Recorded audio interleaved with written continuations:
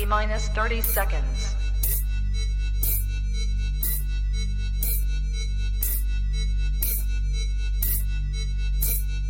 T minus 20 seconds.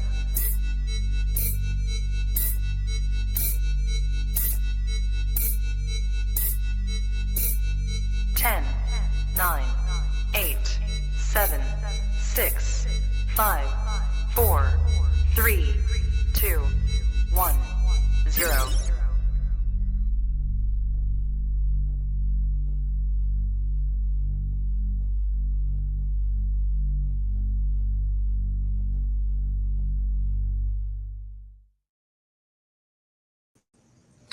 Hello, everybody. Welcome to the show.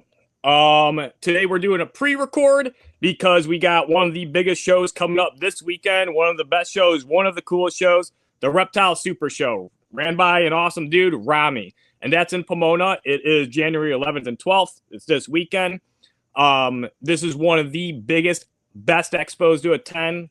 Massive layout, bunch of awesome breeders, great for networking. They sponsor us.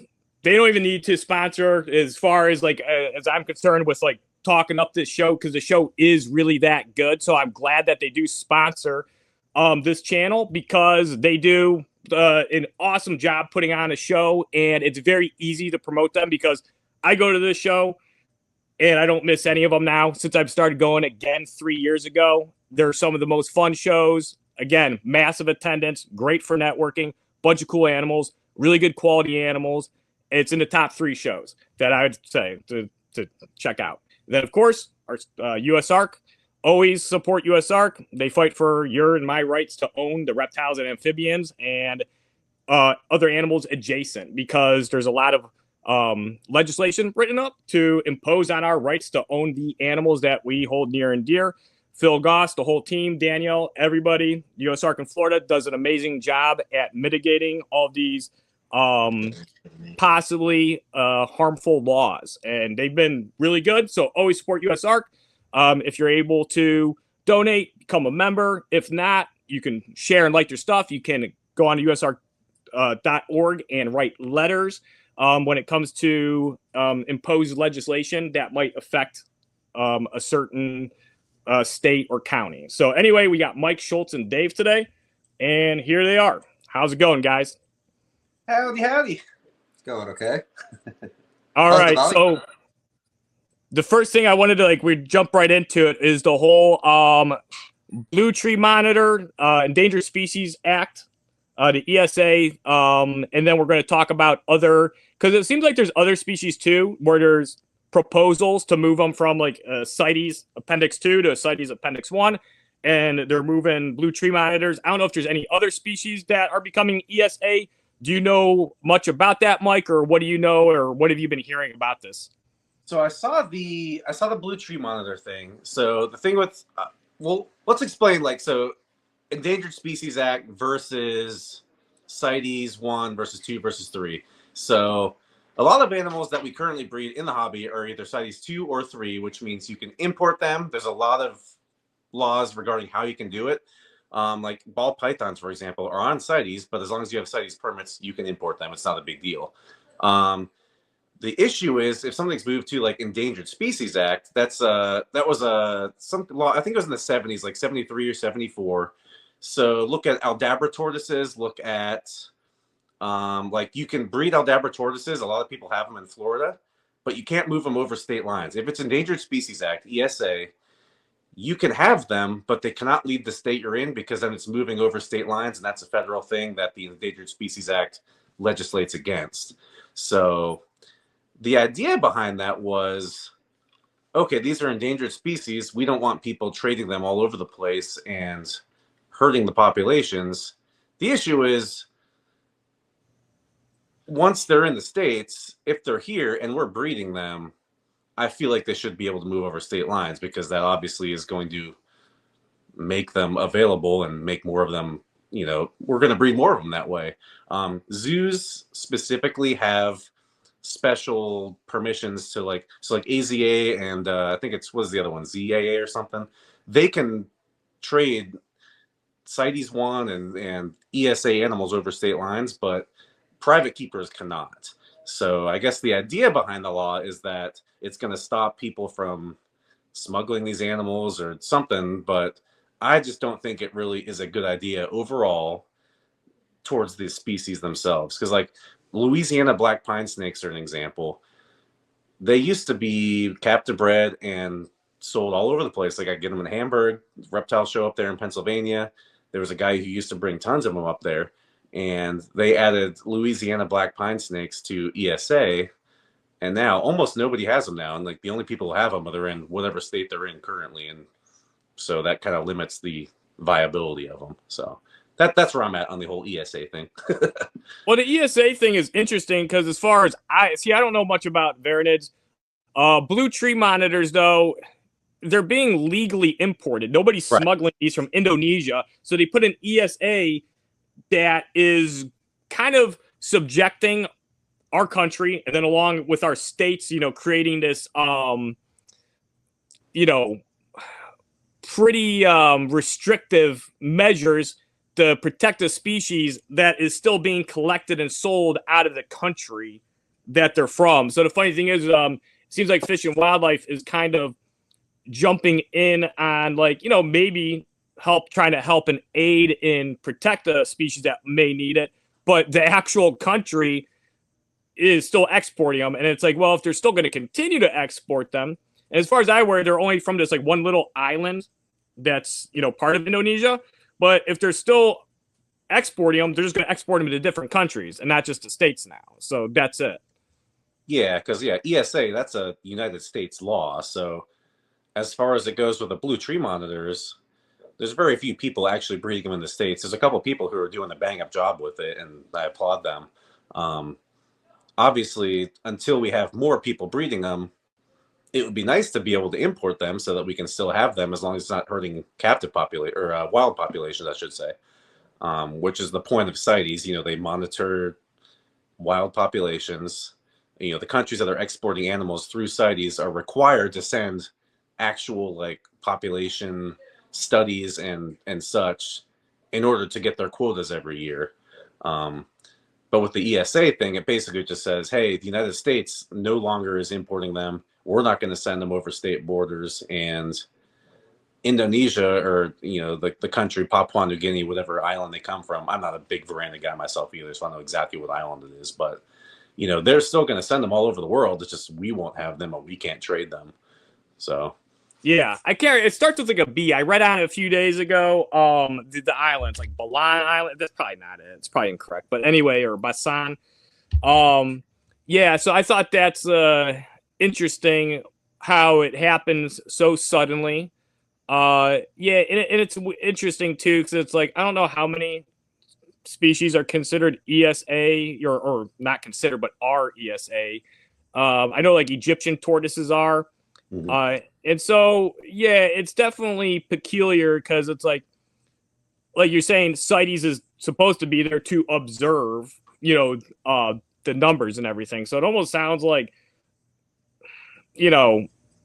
CITES 1 would be a better situation for these species, and then they can designate if any should be imported and, I don't know, converse with the actual country they're coming from. So it's, I don't know what spurred on their decision to do that. Yeah, because like CITES 1 animals, for example, I've bred Amazon basins before, the emerald tree boas, the Corallus batesi. They're CITES Appendix 1, so you can't import them to the States. They can't be exported except for zoos only, basically. You have to have very, very special permits to get CITES 1 animals. But people who have them now and are breeding them, they can breed Amazon basins. They can send them anywhere in the States. Anybody can buy them. You can breed them yourself, but they're not hurting they're not hurting wild populations. Where if they made Amazon basins ESA, then it would be like, all right, well, whoever has Amazon basins in Pennsylvania, only Pennsylvania's can have them. It's one of those things. So it would make a lot more sense if U.S. Fish and Wildlife is that concerned about the wild populations of blue tree monitors, make them CITES Appendix 1. We can't get any more in. There are people breeding them in the States, and they're doing a bang-up job of it. I don't really see why making them an ESA animal would help versus just, talking to CITES an international consortium and making them Appendix 1. Because if CITES decides that their populations are endangered, they're going to do that. They've done it to many other species. Like, it happens all the time. Look at emperor scorpions. You can't even get them anymore because the countries that were exporting emperor scorpions for 25 cents a piece by the thousands, they didn't turn in their population studies, and studies said, okay, well, if you're not going to give us population studies, then you're not going to export them. And so now there's no emperor scorpions being exported anymore. Like, the system works if it works, you know what I mean? So Sure. I see with the ESA that they said you can cross state lines, but you need permits to do it. I'm guessing those are near impossible to get because it says that there is a chance to transport ESA animals to different states, but you have to get approval and a permit from Fish and Wildlife. I'm guessing it's not easy. And basically the way that works is basically nobody really gets it. It's like getting a concealed handgun permit in like New Jersey. Like, you just don't get it unless you know somebody. So like zoos can transport ESA animals. So like that's why you'll see like a tuatara in a zoo, but normal people cannot do it basically. Okay. What are Eastern indigos classified, or how does that work with those guys? Those I believe are ESA, but you can get permits. I've never had one myself, but I know that the process is possible. So yeah, because people get them in different states, then they do approve of them. They always like my one friend was trying to get them from this one guy at one time, and they had to fill out stuff, and they had to say that they weren't going to be breeding them. It was weird, and they ended up not going through with it. But yeah, I don't know if they're either CITES 1 or ESA. It kind of sounds like they're ESA because it's very hard to transform across state lines. As far as CITES 1 animals go, there isn't any restriction crossing state lines. But Eastern indigos, I know you need to get permits and approval for every time. And it's like maybe just because there's like more studies and there's more attention towards that species of snake in, the wild and then in captivity. So maybe there's just more opportunities for them to approve. Because I know people that get them, so that maybe they are ESA. I'm gonna look it up on my phone right now. They have to be.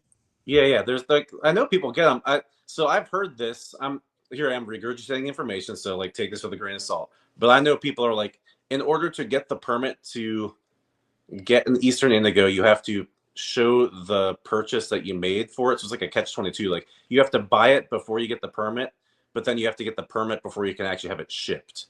And that's what I've been told by people. You're right, because my friend put a deposit down and then they submitted the information, and it's saying they're ESA. That makes sense. Okay. Yeah. So if it's an Eastern indigo situation, here I am. Like I said, I'm kind of talking my ass because I don't know the exact laws, but like, I know of like Aldabra tortoises, you can't do that though, because you just straight up cannot ship an Aldabra out of Florida. I know a bunch of people in Florida who have them, and in Florida, an Aldabra tortoise is not that expensive, but like, to get one out of Florida, like, it's basically impossible as far as I'm aware, Interesting. Because I remember the last Daytona show I went to was like, it was like 3 or 4 years ago, but they had an auction for an Aldabra baby, and they were like, obviously, or it was a raffle, I should say. Yeah, and they said, in order to, obviously, if you're going to enter this raffle, you have to be a Florida resident because they can't leave the state. And of course, a friend of mine, Frank, actually won it. It was pretty cool, and he actually already had some Aldabra, so it worked out well. But it was crazy. Like, I don't know the specifics between why, like, an Eastern indigo, you can get permits to get them easier than you could say like an Aldabra, which is a non-native species. You know what I mean? Yeah, right. Yeah, ESA would make sense for like something maybe like an Eastern indigo because they're worried about smuggling and they're an actual native species. Right. But yeah, like an Aldabra is like what you're trying to prevent somebody smuggling an adult Aldabra off fucking one of the Galapagos Islands or whatever chain of islands of the Galapagos they're on. It's insane. That's weird. So you have pretty quite a bit of experience with like importation and exportation of species, and you've kind of seen it. Like, I don't know how long you've been involved, or experienced or like importing, exporting animals, but the species amount has definitely shrunk in the last like 15, 20 years. The species that used to be imported, like when I was a kid and like 9, 10, 11 years old, going to reptile shows, there was a lot of wild caught and imported species, and there's a lot of different species of tortoises, lizards, geckos, snakes, all kinds of stuff. And you know, it's great that we're moving towards more captive born and bred animals. But it is kind of limiting the chance of getting into different species, because like even like the species that are being exported out of Africa seems pretty limited. It seems like people are only getting like ball pythons, savanna monitors, and like fire skinks, and maybe a few other things. Like you said, the giant African millipedes and the emperor scorpions you can't get anymore. I don't know. The millipedes are weird. So that wasn't even like a CITES thing. That was a USDA thing. So USDA was worried that the millipedes might cause a problem as far as like being, I don't know the exact specifics, but it was something to do with like they were worried millipedes might come in and like devastate like native crops or something. So it's not even that the millipedes are CITES or anything. Like if you have them here and you're captive breeding them, like you can ship them over state lines. There's no ESA things or anything weird like that. But that's specifically a USDA issue, which is the same. They also did the same with adult or wild caught monitors from Africa. So you'll still see people get in the captive hatched baby blackthroats and I think whitethroats occasionally. I think they're coming from Mozambique, the blackthroats, but they have to be. So like when you get CITES permits, it's either a W permit or a captive permit. So like it's wild caught or it's captive. So like a captive hatched animal is a captive permit. So they can send in monitors. But like the millipedes, there's just no millipedes. You can't send any of them in here. So it's nothing to do with CITES. It's just USDA. So. Oh, okay. Yeah, I didn't know about that.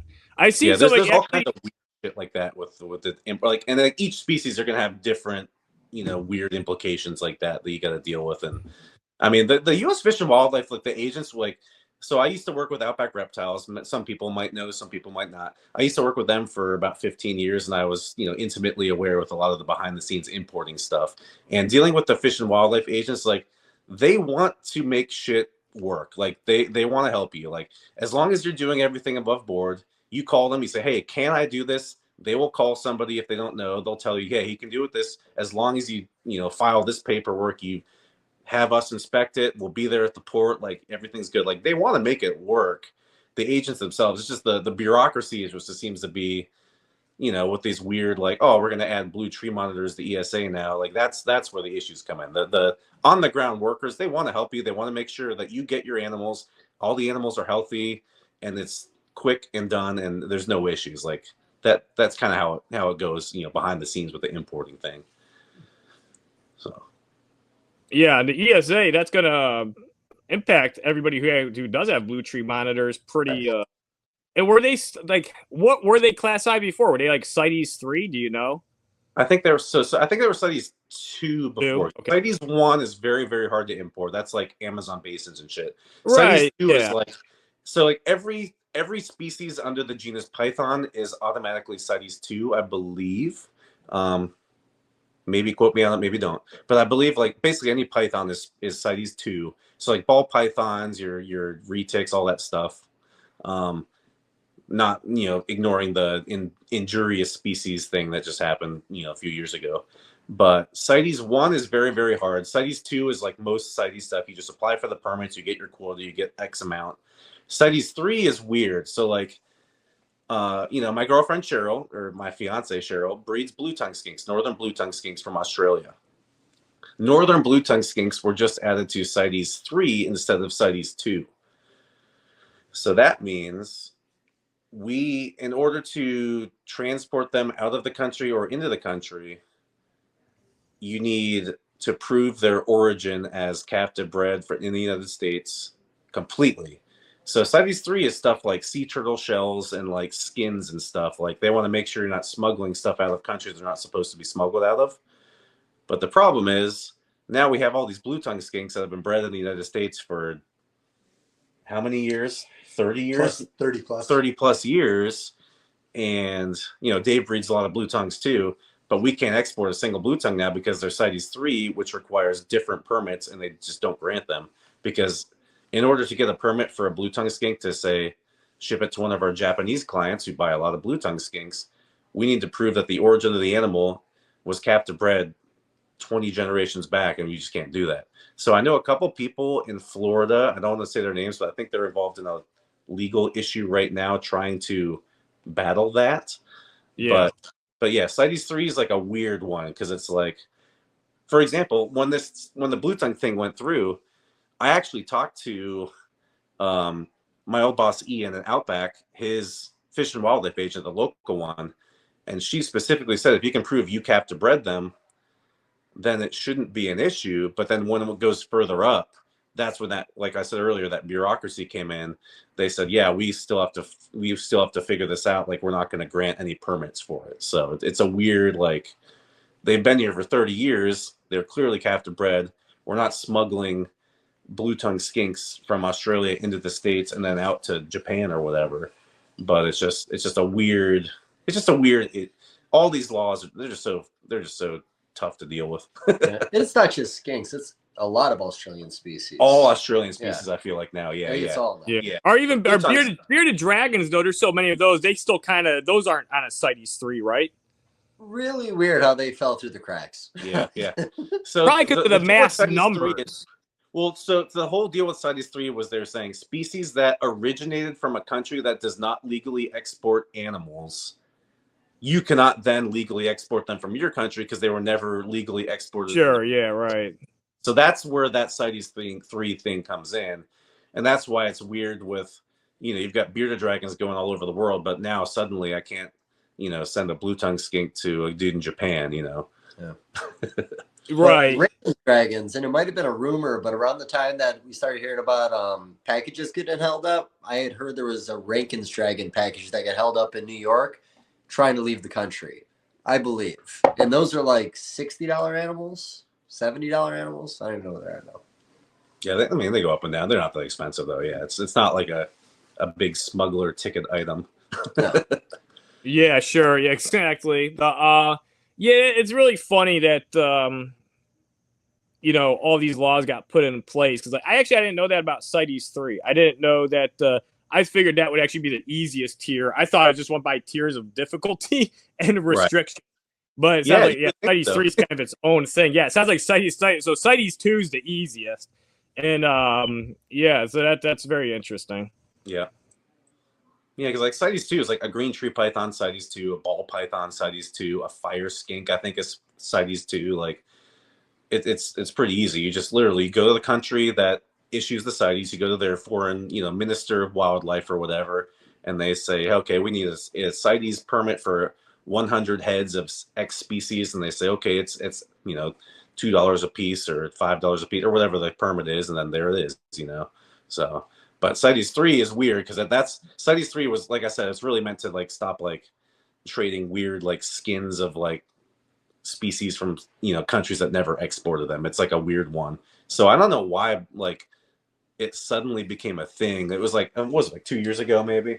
Might have been like 4. Yeah, it's been a while actually. Yeah, it was a few years ago. It's just they suddenly decided they're like, yeah, anything from Australia. Brazil was another one. So like, sending weird Brazilian spiders and stuff around is now like an issue. Like, but well, there's leucistic boa that came out of Brazil. Also, was a big deal. I don't want to go into that. We might get sued.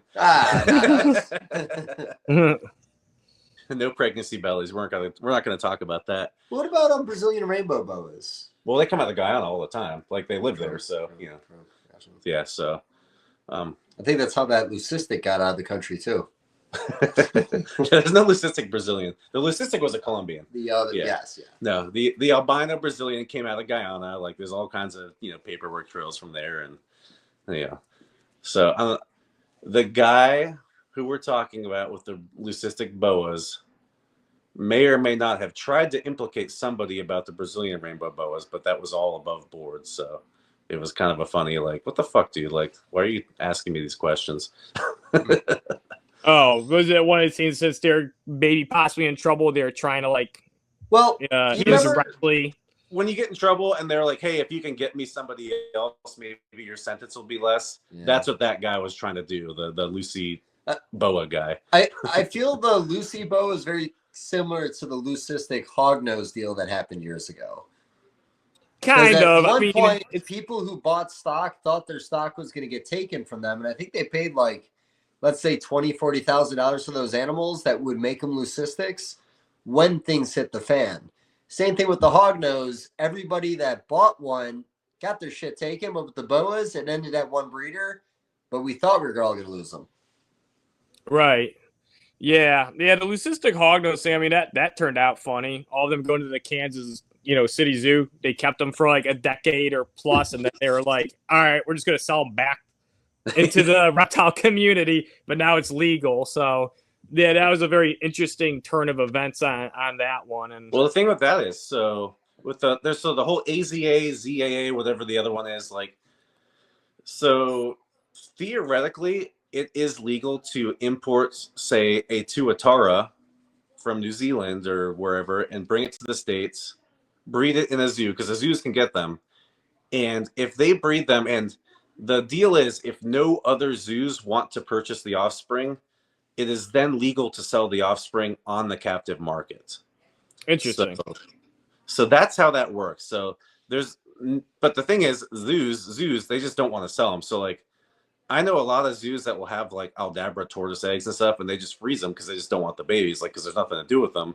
Rather than sell them to the captive, public market, they would rather just keep them. But so like, if a country like us, if the San Diego Zoo or whatever wants to buy a let's say an Amazon basin emerald tree boa from Brazil, like, they can get it, and the offspring, they can then produce it.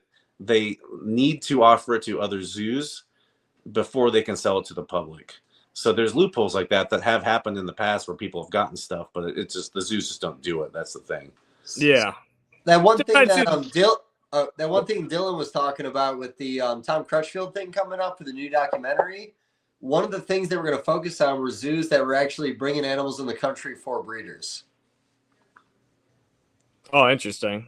Yeah, well, it makes sense. I mean, the zoos have, just because it's a zoo and it's ran by people that have, vested interest in animals, whether it's conservation, propagation, and there's definitely crossover, there's like my friend Steve Angley, who has beaded lizards in a big venomous collection, and he's, associated with people at zoos, and then even veterinarians that are toxicologists, and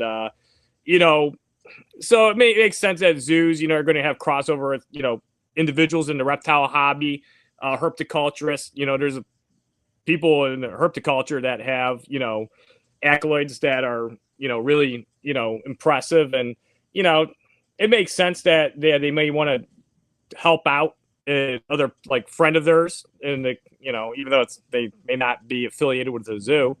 But what the hell is the difference between like a zoo and like somebody that wants to get permits and eventually grow to have a collection of animals that they propagate and keep themselves, and have a staff that helps take care of them, and you know what I mean?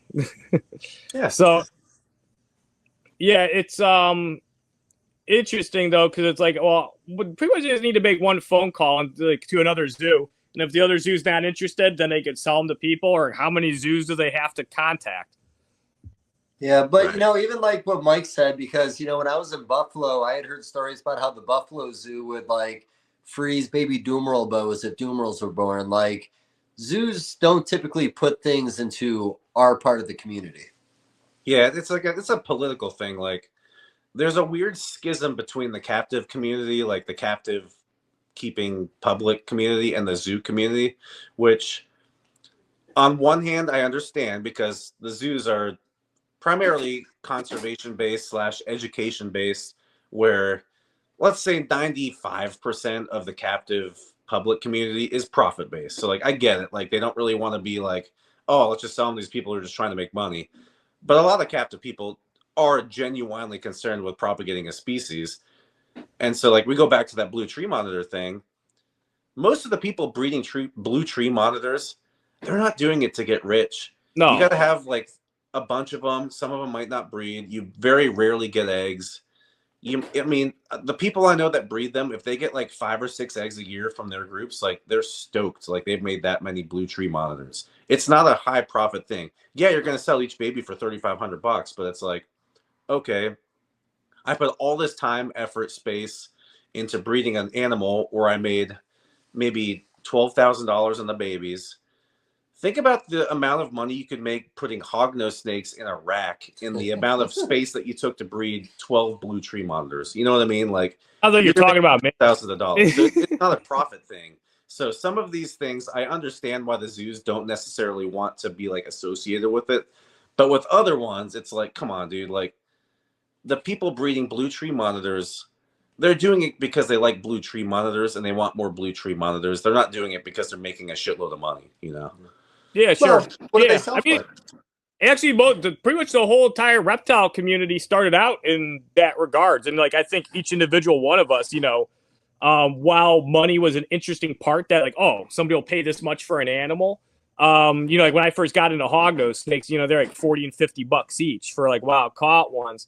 So I think everybody's initial draw is never really about the money, and even if that ends up becoming an aspect of it later on, yeah, I understand the zoos kind of seem to have that sort of view, or at least some of them do. Funny thing is, these zoos are making a profit too. They have to have money coming in and everything. It's kind of like a reptile breeder making money versus a reptile influencer. And some of these influencers, that I've seen, they're not that supportive of breeders, and they don't really like the community as far as, it comes to larger breeders, even mid-sized breeders, because they think animals may be overproduced.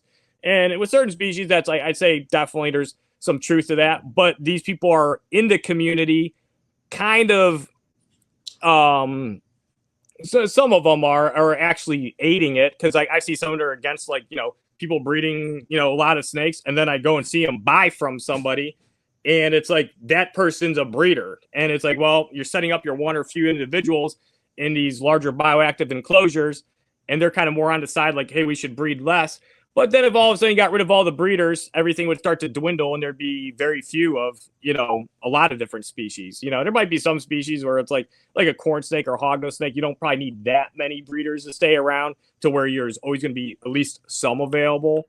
But yeah, I know my one friend, he's works in animal rehabilitation, and he knows a lot of people that work in zoos. They have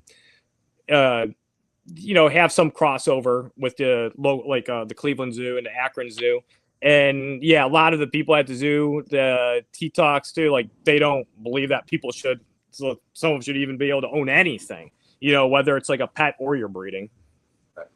Yeah, like look at the Panamanian golden frog. Like, those things are produced in captive zoos in the hundreds and thousands, like maybe not thousands, but they're a lot of Panamanian golden frogs produced in zoos, but they're not allowed in the captive market. Now look at these dart frog nerds. I love dart frogs. I'm not casting shade on the dart frog nerds, but people who love dart frogs are nerds, and I'm a nerd. But dude, these guys produce the shit out of these frogs. Like, you look at like a terribilis, like a mint terribilis, a golden terribilis. Even look at like golden mantellas, like the Madagascar version of a dart frog, essentially. Like, people produce the shit out of these things in captivity. Like, they're not hard to produce. But you look at the Panamanian golden frog, and that's that one endangered species that only zoos are allowed to have, essentially. So only zoos are producing them. And I look at it like, some people, like, look at crested geckos, for example. There's only so many crested geckos on the island they're from. And people are like, oh, we're producing a species that's almost extinct. There's almost none of them. But like, what you're producing in captivity is not what a wild crested gecko is. So like, don't pretend you're doing this for conservation issues. But the species is still being propagated. So there's definitely like a fine line or a balance between people who are actually producing a species because they want to save that species.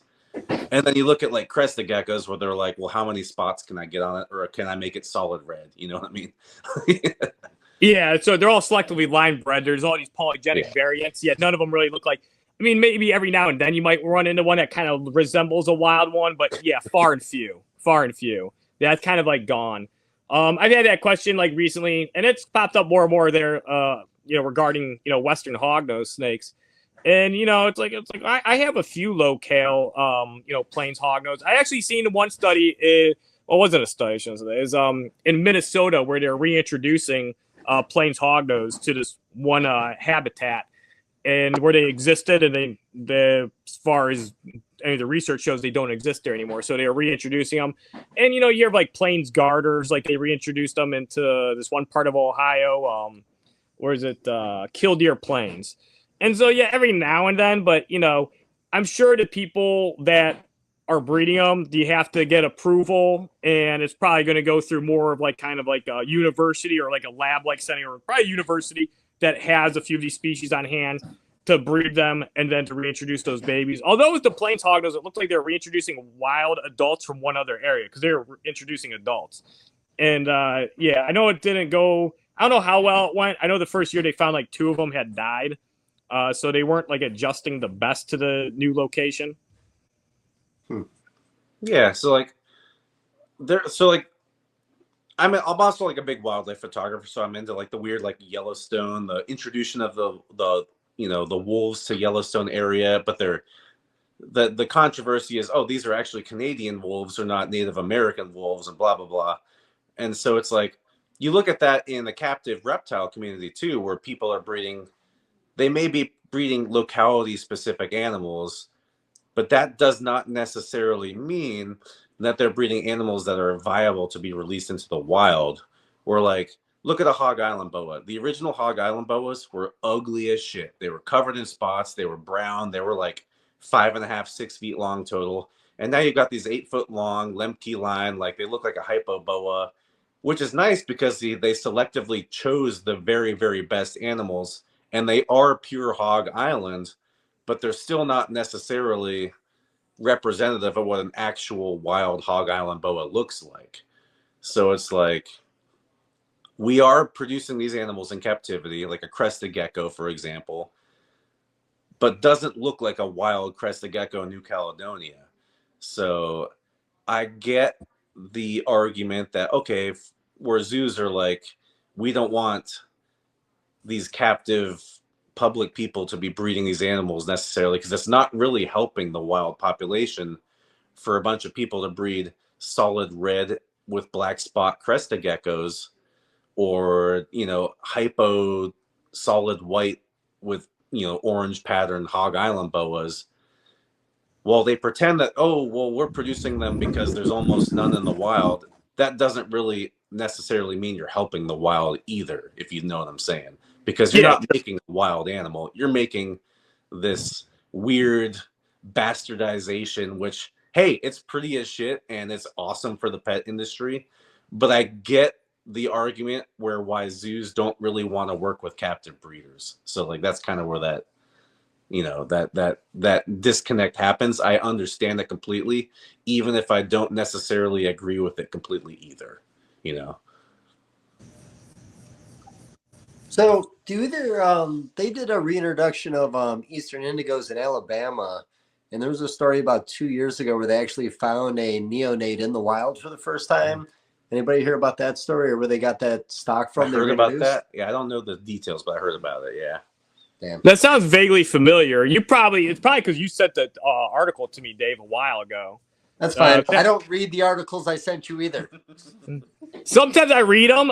Sometimes I don't. It depends on the title of it and like how long it is and of how much it correlates to like my interest. If it's like something that's interesting, I'll read it. But yeah, there's some you've that one. I'm pretty sure you sent that one to me, Dave. That sounds familiar. It would have been like a while ago. It would have been like probably almost like half a year or a year ago. I feel like. So, go ahead. I was gonna say like something like an Eastern indigo.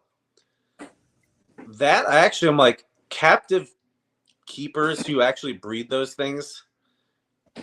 Like imagine if Eastern indigo breeders were like inbreeding the shit out of them, making scaleless Eastern indigos, making albinos, making hypos. Okay, maybe don't re-release those into the wild because that's not going to help the population. But if you're actively trying to like make more of them, you're taking those weird like mutant split scale ones and you're culling them, and you're only breeding the ones with the right, the split scoot or whatever is apparently a defect in that species. But you're only breeding the good ones, and you're actively trying to help the species. That is a good thing, and I agree with that. I just think it's funny when people who breed crested geckos, for example, are like, well, there's only so many in the wild and I'm helping the population. And it's like, no, you're not. You're just making money, dude. Yeah. Well, you can say the same with zoos too. Like they have tigers and stuff, and it's like, well, they're propagating them for, people's viewership and pleasure to like witness the species, but none of those are going to ever be reintroduced back into India. And that goes for a lot of the species. And then on top of it, there's only so much habitat out there. It's like the eastern indigos. Let's say we had like 1,000 prepped and ready to be re-released in the wild. Clean, healthy ones that are able to be reintroduced in the wild with no negative implications other than to help the population. It's like, well, is there even any habitat to release all of those into? Right. There might be some habitat where there's a few there. It's like, okay, you could add a few more there. But the biggest thing is habitat, destruction and the lack of it due to there's a lot of agriculture in the United States across many other countries too, and land development for whatever purpose. So yeah, the thing is even hognose snakes. I never make that argument. I've never said or thought of that one as man, I'm breeding these hognose snakes or the wild hognose. Now you could pretty much anybody could argue anything. The only thing that I could possibly do that benefits wild populations is nobody has to take one from the wild because you could just buy one from me. That's about it. Other than that, not really offering too much. Yeah, the habitat destruction point, people come at me all the time. Because, like I said, I work for Outback Reptiles. They're an Africa importer. They import, I would say Outback probably imports somewhere between 30 and 40% of the wild-caught ball pythons in the United States. And people come at me because they're like, oh, ball python populations are declining. And they try to blame the export industry because of that. But if you look at, you can Google it right now. You pull up on your phone. Look at for deforestation in Ghana since 2000, it's 90%. Deforestation, habitat destruction is the reason that species decline. You look at eastern indigos, like you were saying, you could release 10,000 of them, but they'd all get run over on I-95 in fucking South Florida. It's the habitat destruction is the issue. Now, obviously, if people are poaching the shit out of them left and right, it's going to be a factor too. But the end all be all is the habitat destruction. Indonesia's being slashed down. They're turning the entire continent or entire island into palm tree plantations. You look at the reason that you don't have any Borneo earless monitors is because their entire habitat has been turned into palm plantations for palm oil, so you can eat your Fritos chips. And it's not even good. Yeah. For you. Oh, have you ever put them in SpaghettiOs? Fritos, yeah, SpaghettiOs, buddy. You don't know what you're missing. That sounds like prison food. That sounds like a prison food hack there. SpaghettiOs and Fritos. Also, if it wasn't for deforestation, we wouldn't even know there was earless water monitors. No, they did that. They were like I remember they did. They're ultra rare, and the interesting thing is when we devastated this forest to develop more palm oil, we're finding them everywhere, all in these roots. We're killing them by the hundreds. These things are actually really common. You know how many we killed? It's but the big thing is though, worry about the 15 that got smuggled out of the country, not the 5,000 that we just bulldozed. The problem is they smuggled 15 out of the country. The whole habitat that we bulldozed, we had to do it, guys. Well, it's legal. Ones you see in kept there's a bunch of people breeding them here in the States now, and I applaud them. Fucking good on you. Those are cool. Fucking earless monitors. That's awesome. But I'm always sketched out about. I'm dude, none of them were ever technically legally exported. So the fact that you have them and you're now breeding them, I'm is that going to be some weird CITES 3 thing, or is someone going to come after you 10 years later?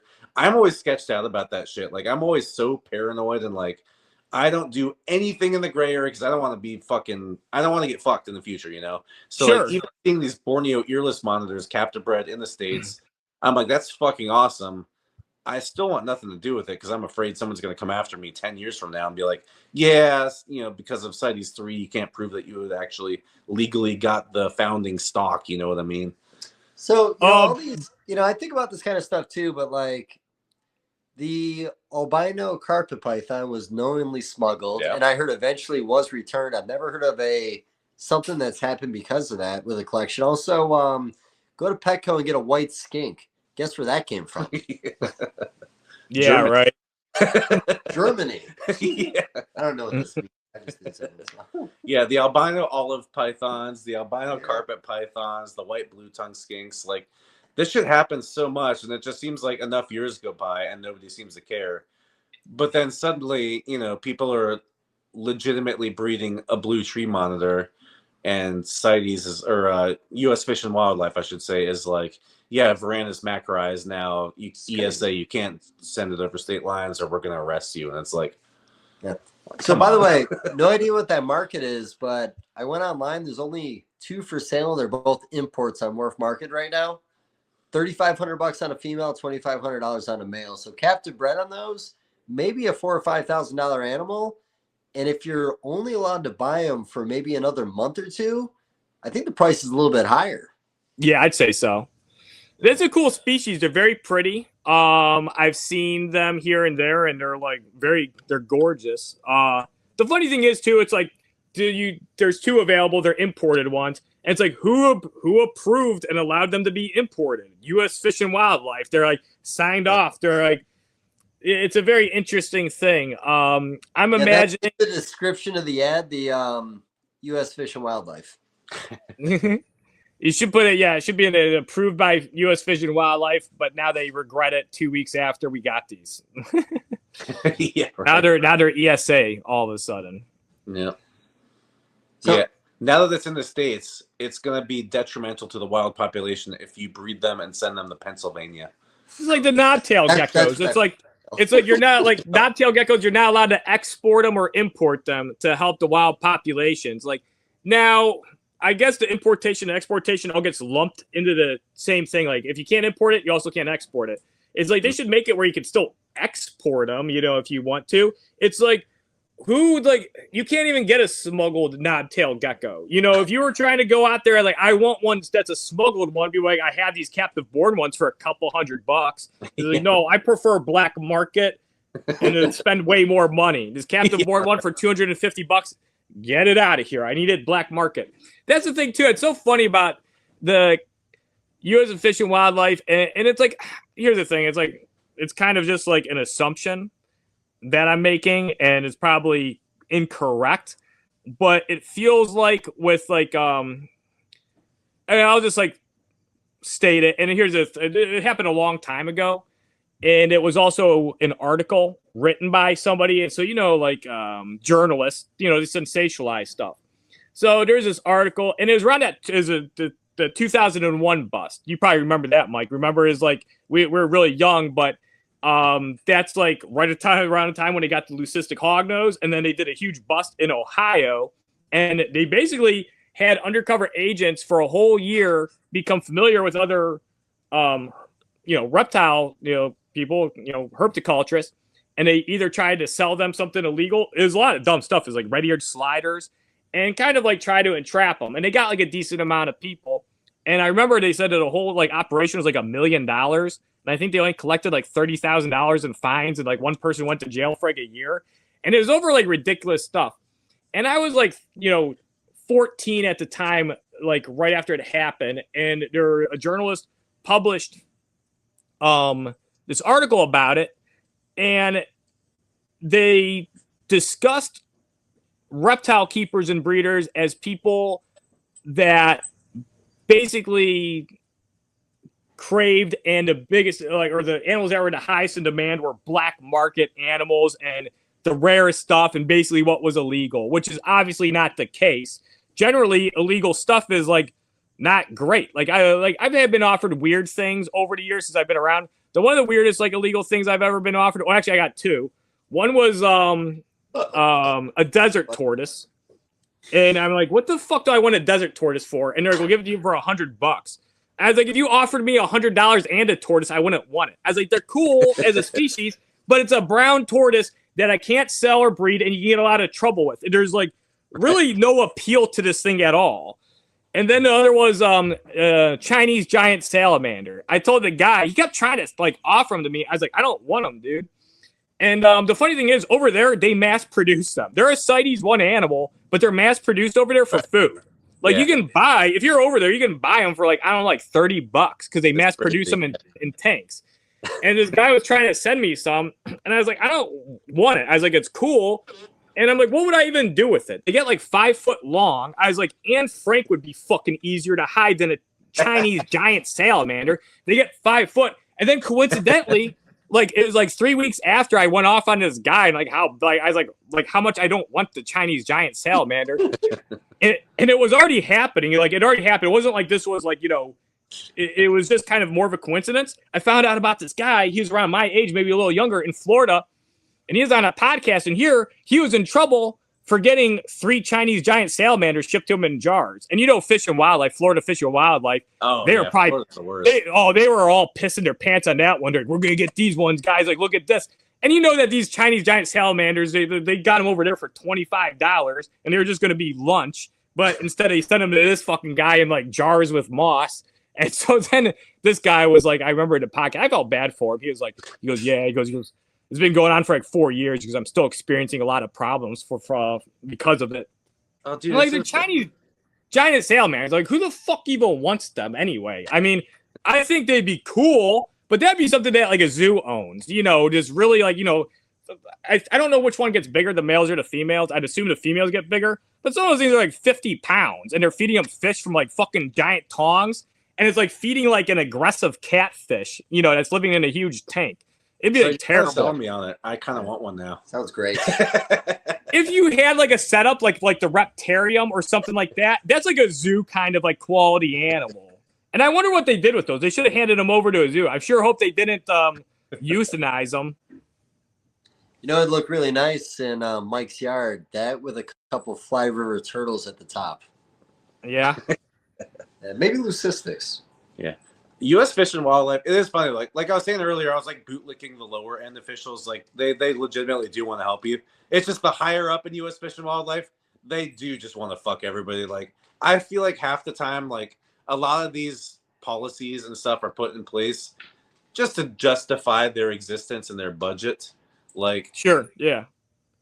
They want to prosecute people. They want to do this. It's like, yeah, okay. The guy who's, you know, has 200 wood turtles in his backyard in Virginia. I knew that guy. He got in trouble. Oh, that's a real guy. But that okay. I get it. Like prosecute that guy. That's fucked up. But you know, a lot of those other things, it's like, come on, dude. Like, I just want to send a blue tongue skink to Japan. It's captive bred. Like that's where it right. Is, you know, and like they'll try to entrap. Like you were saying the entrapment stuff earlier. Like I was the sales rep, the online sales rep for a large importing company for 15 years.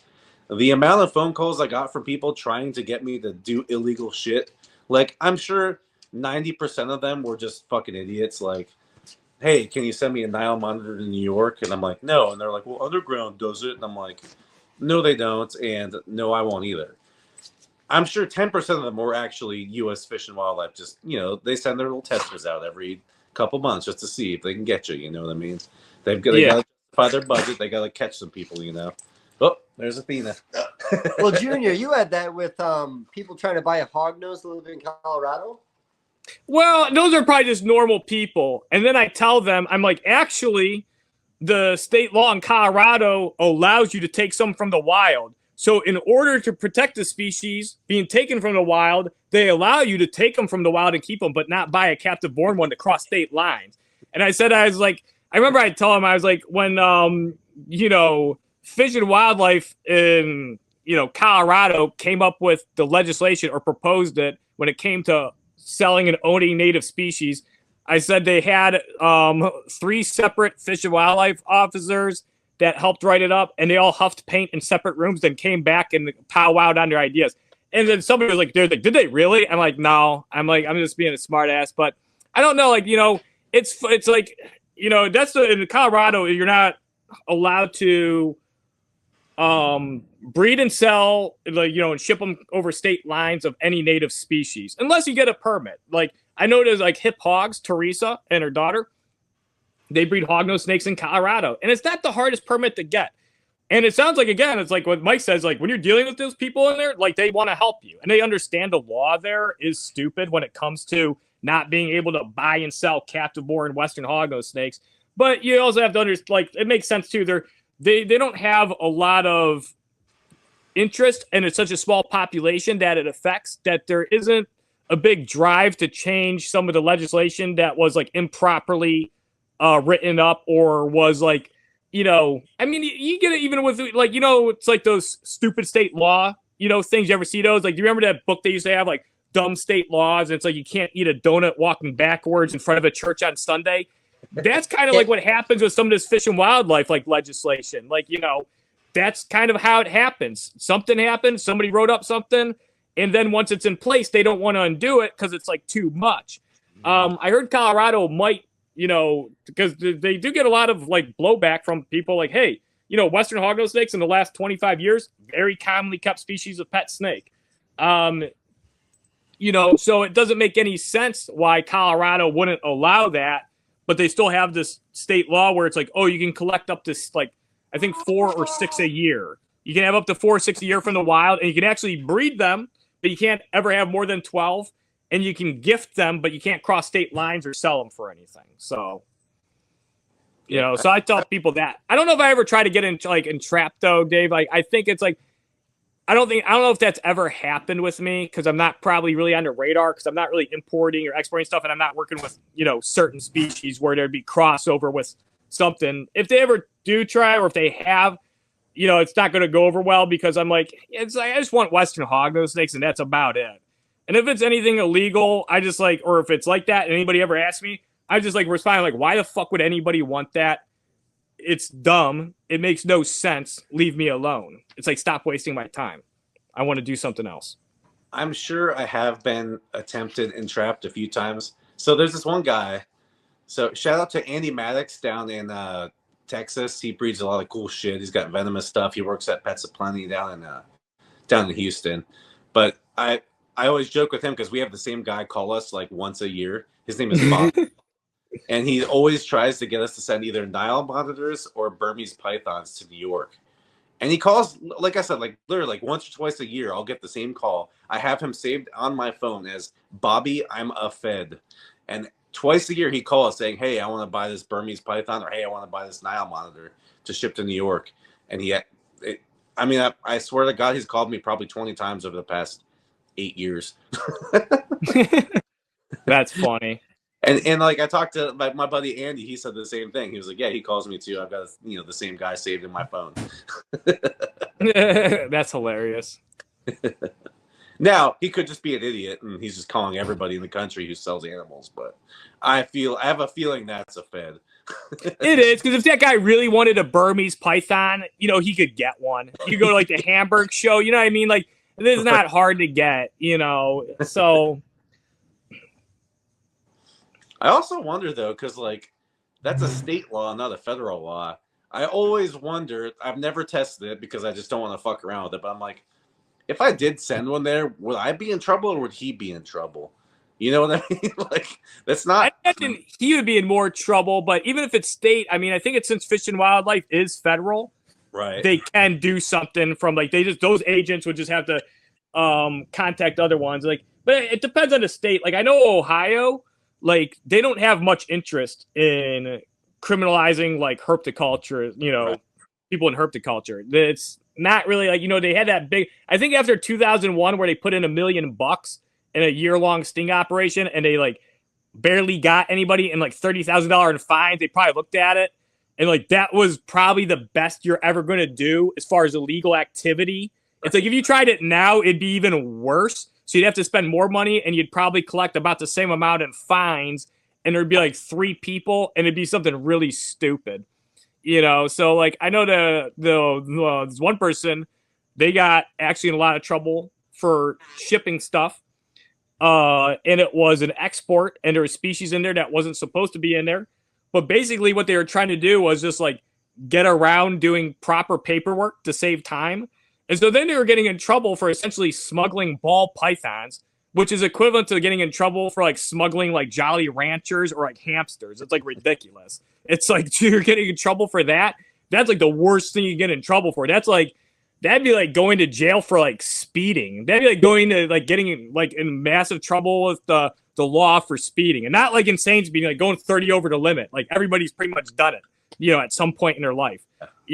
Although I mean, not everybody's exported ball pythons and incorrectly did it and used ball pythons from other people under their CITES. So not everybody's done that. But, again, I was about to ask. I'm pretty sure I know who you're talking about. You know what I'm talking about. Yeah, it's like.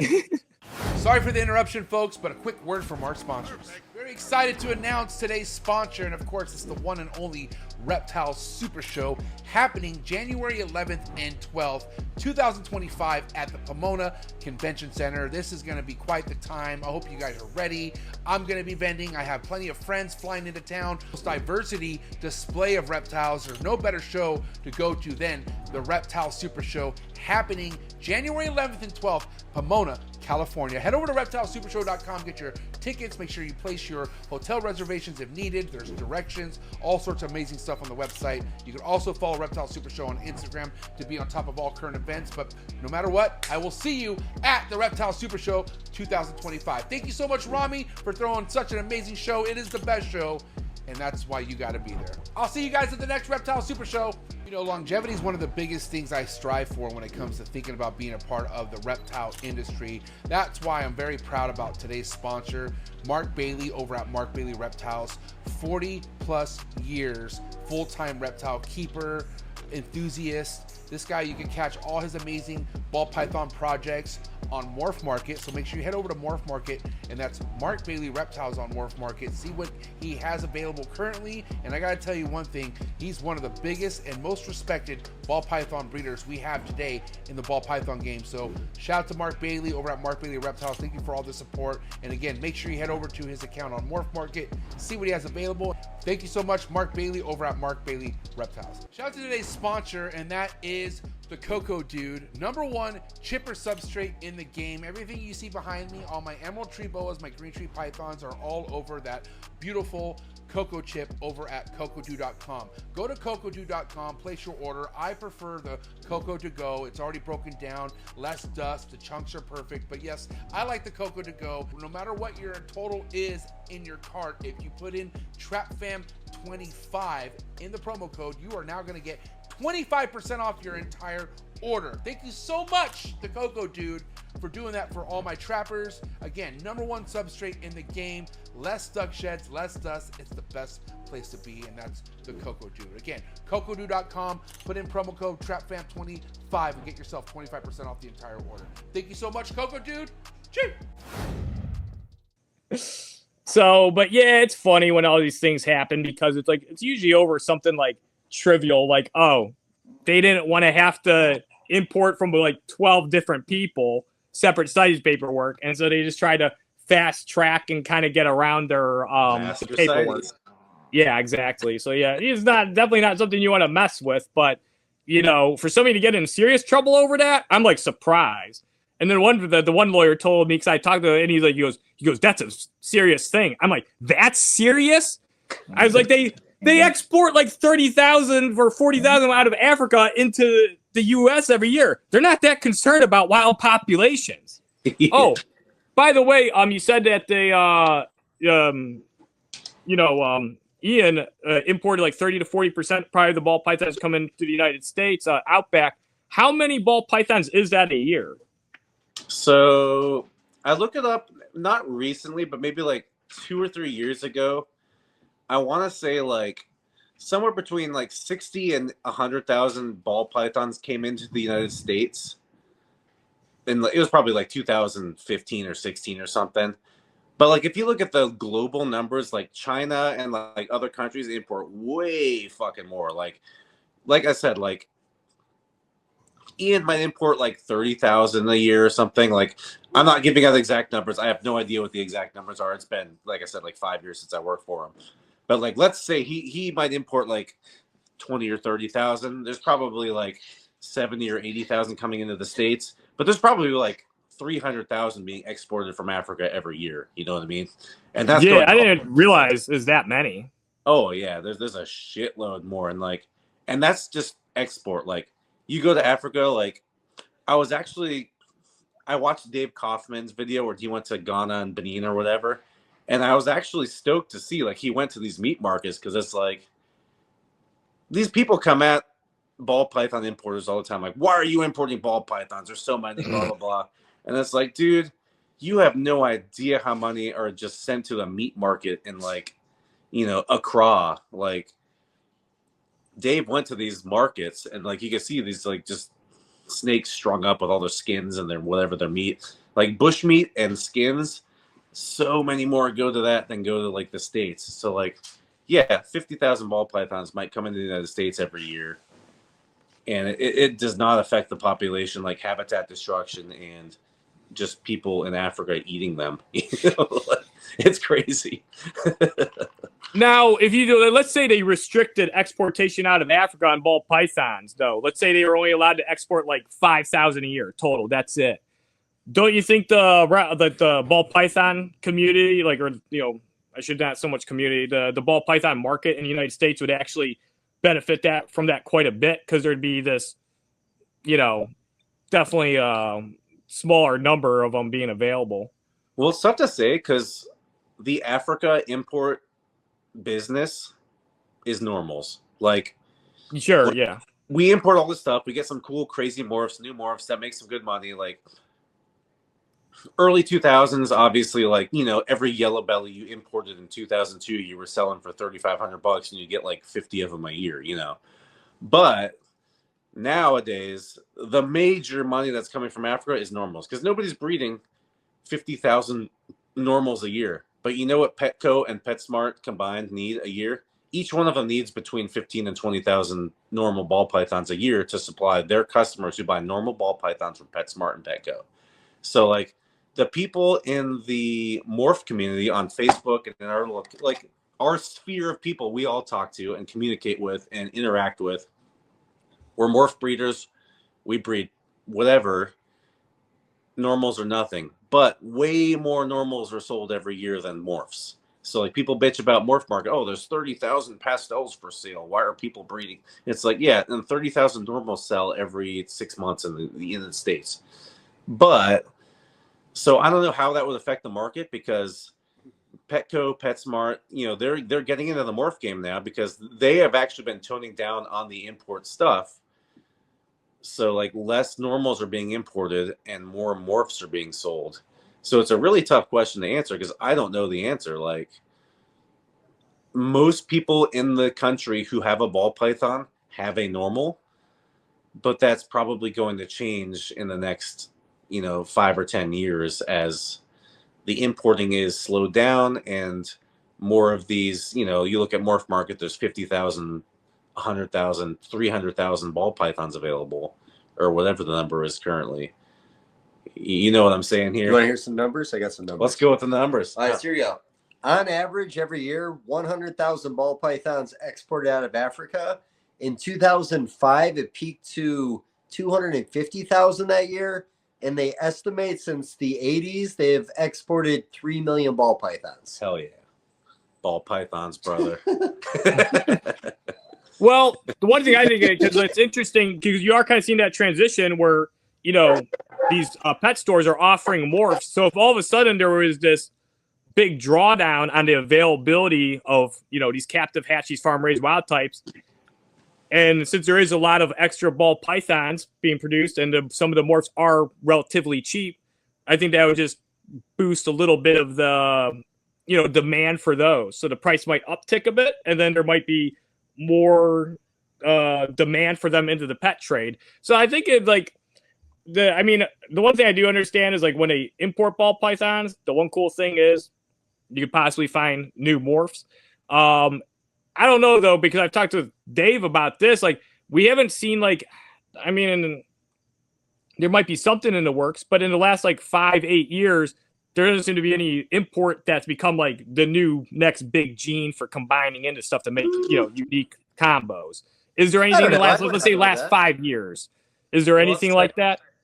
So I go back to Virginia and help Ian and Outback when they import these animals. So, like, he'll import, like I said, he might get in 10,000, he might get in 30,000. It varies by year. I don't know the exact numbers, but going through those animals, me specifically looking at these animals and helping him sell the dinkers and the fucking weird stuff, like every year there's a very good amount of awesome animals that I see sold, and like sometimes I see something come from it, sometimes nothing ever comes from it, but it's I don't know where they go, because like I sell them, you know, it might be like a big name breeder who buys a couple from me, because like every year I'll sell 5 or 10 animals for between $2,000 and $5,000 a piece that are just normal imports from Africa, and a big breeder will buy them.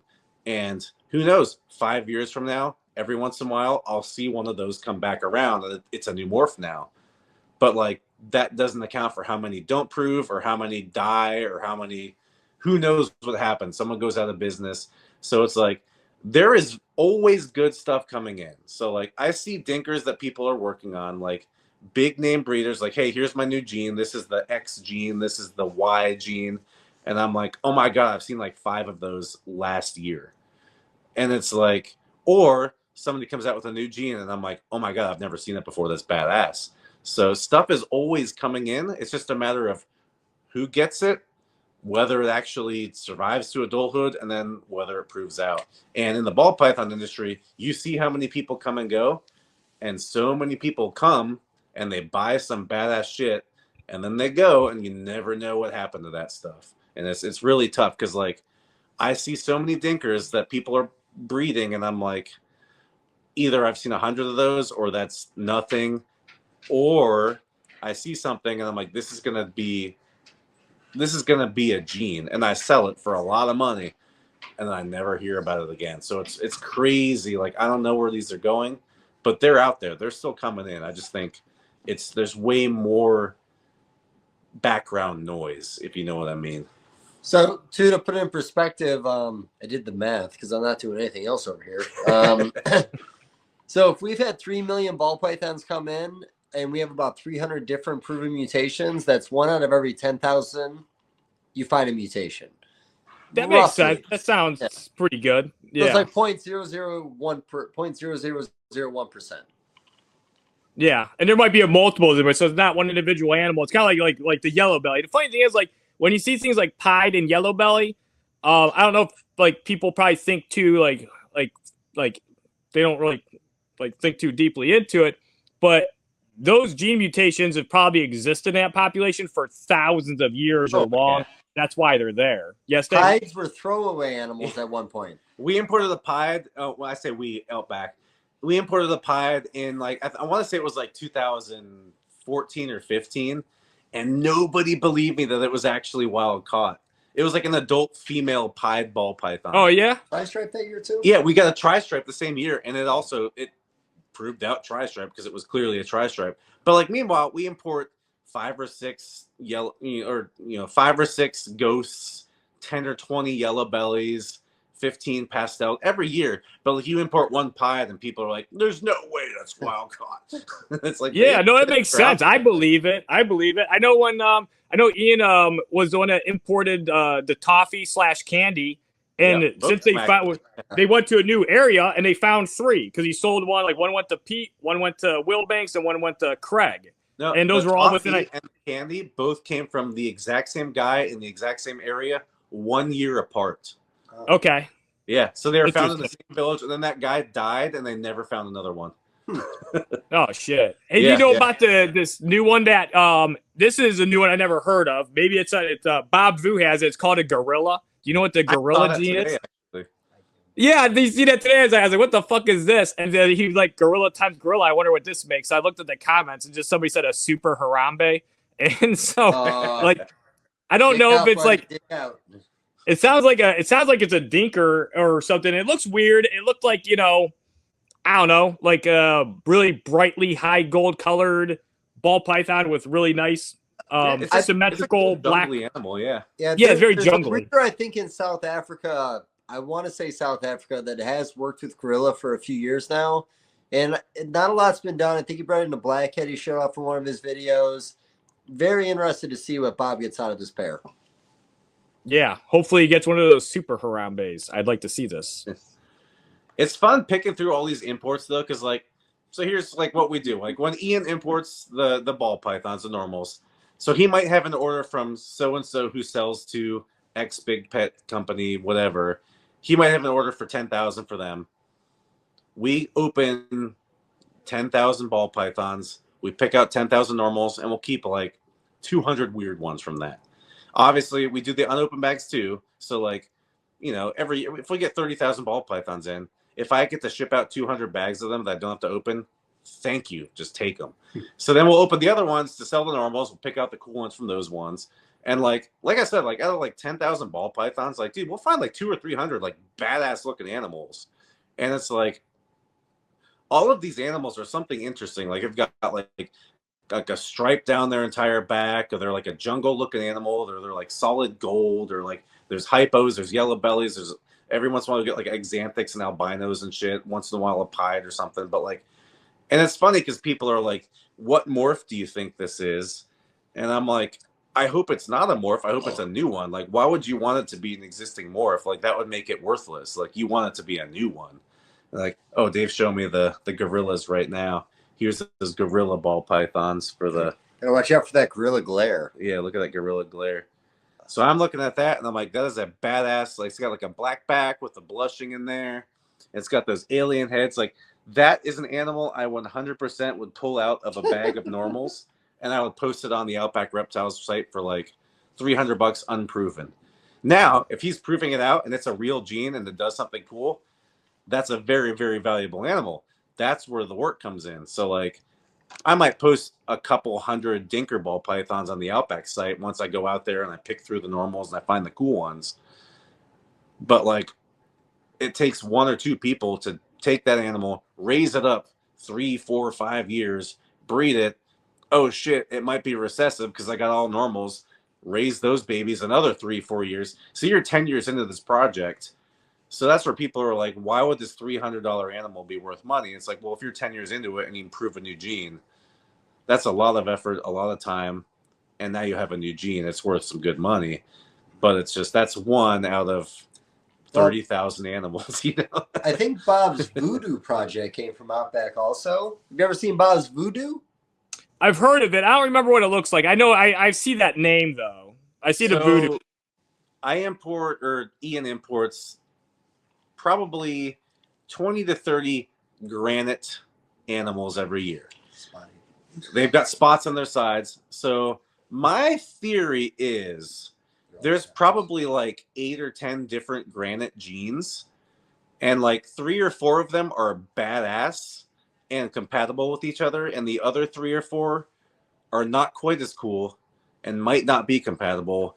And then you get those ones that just don't prove out.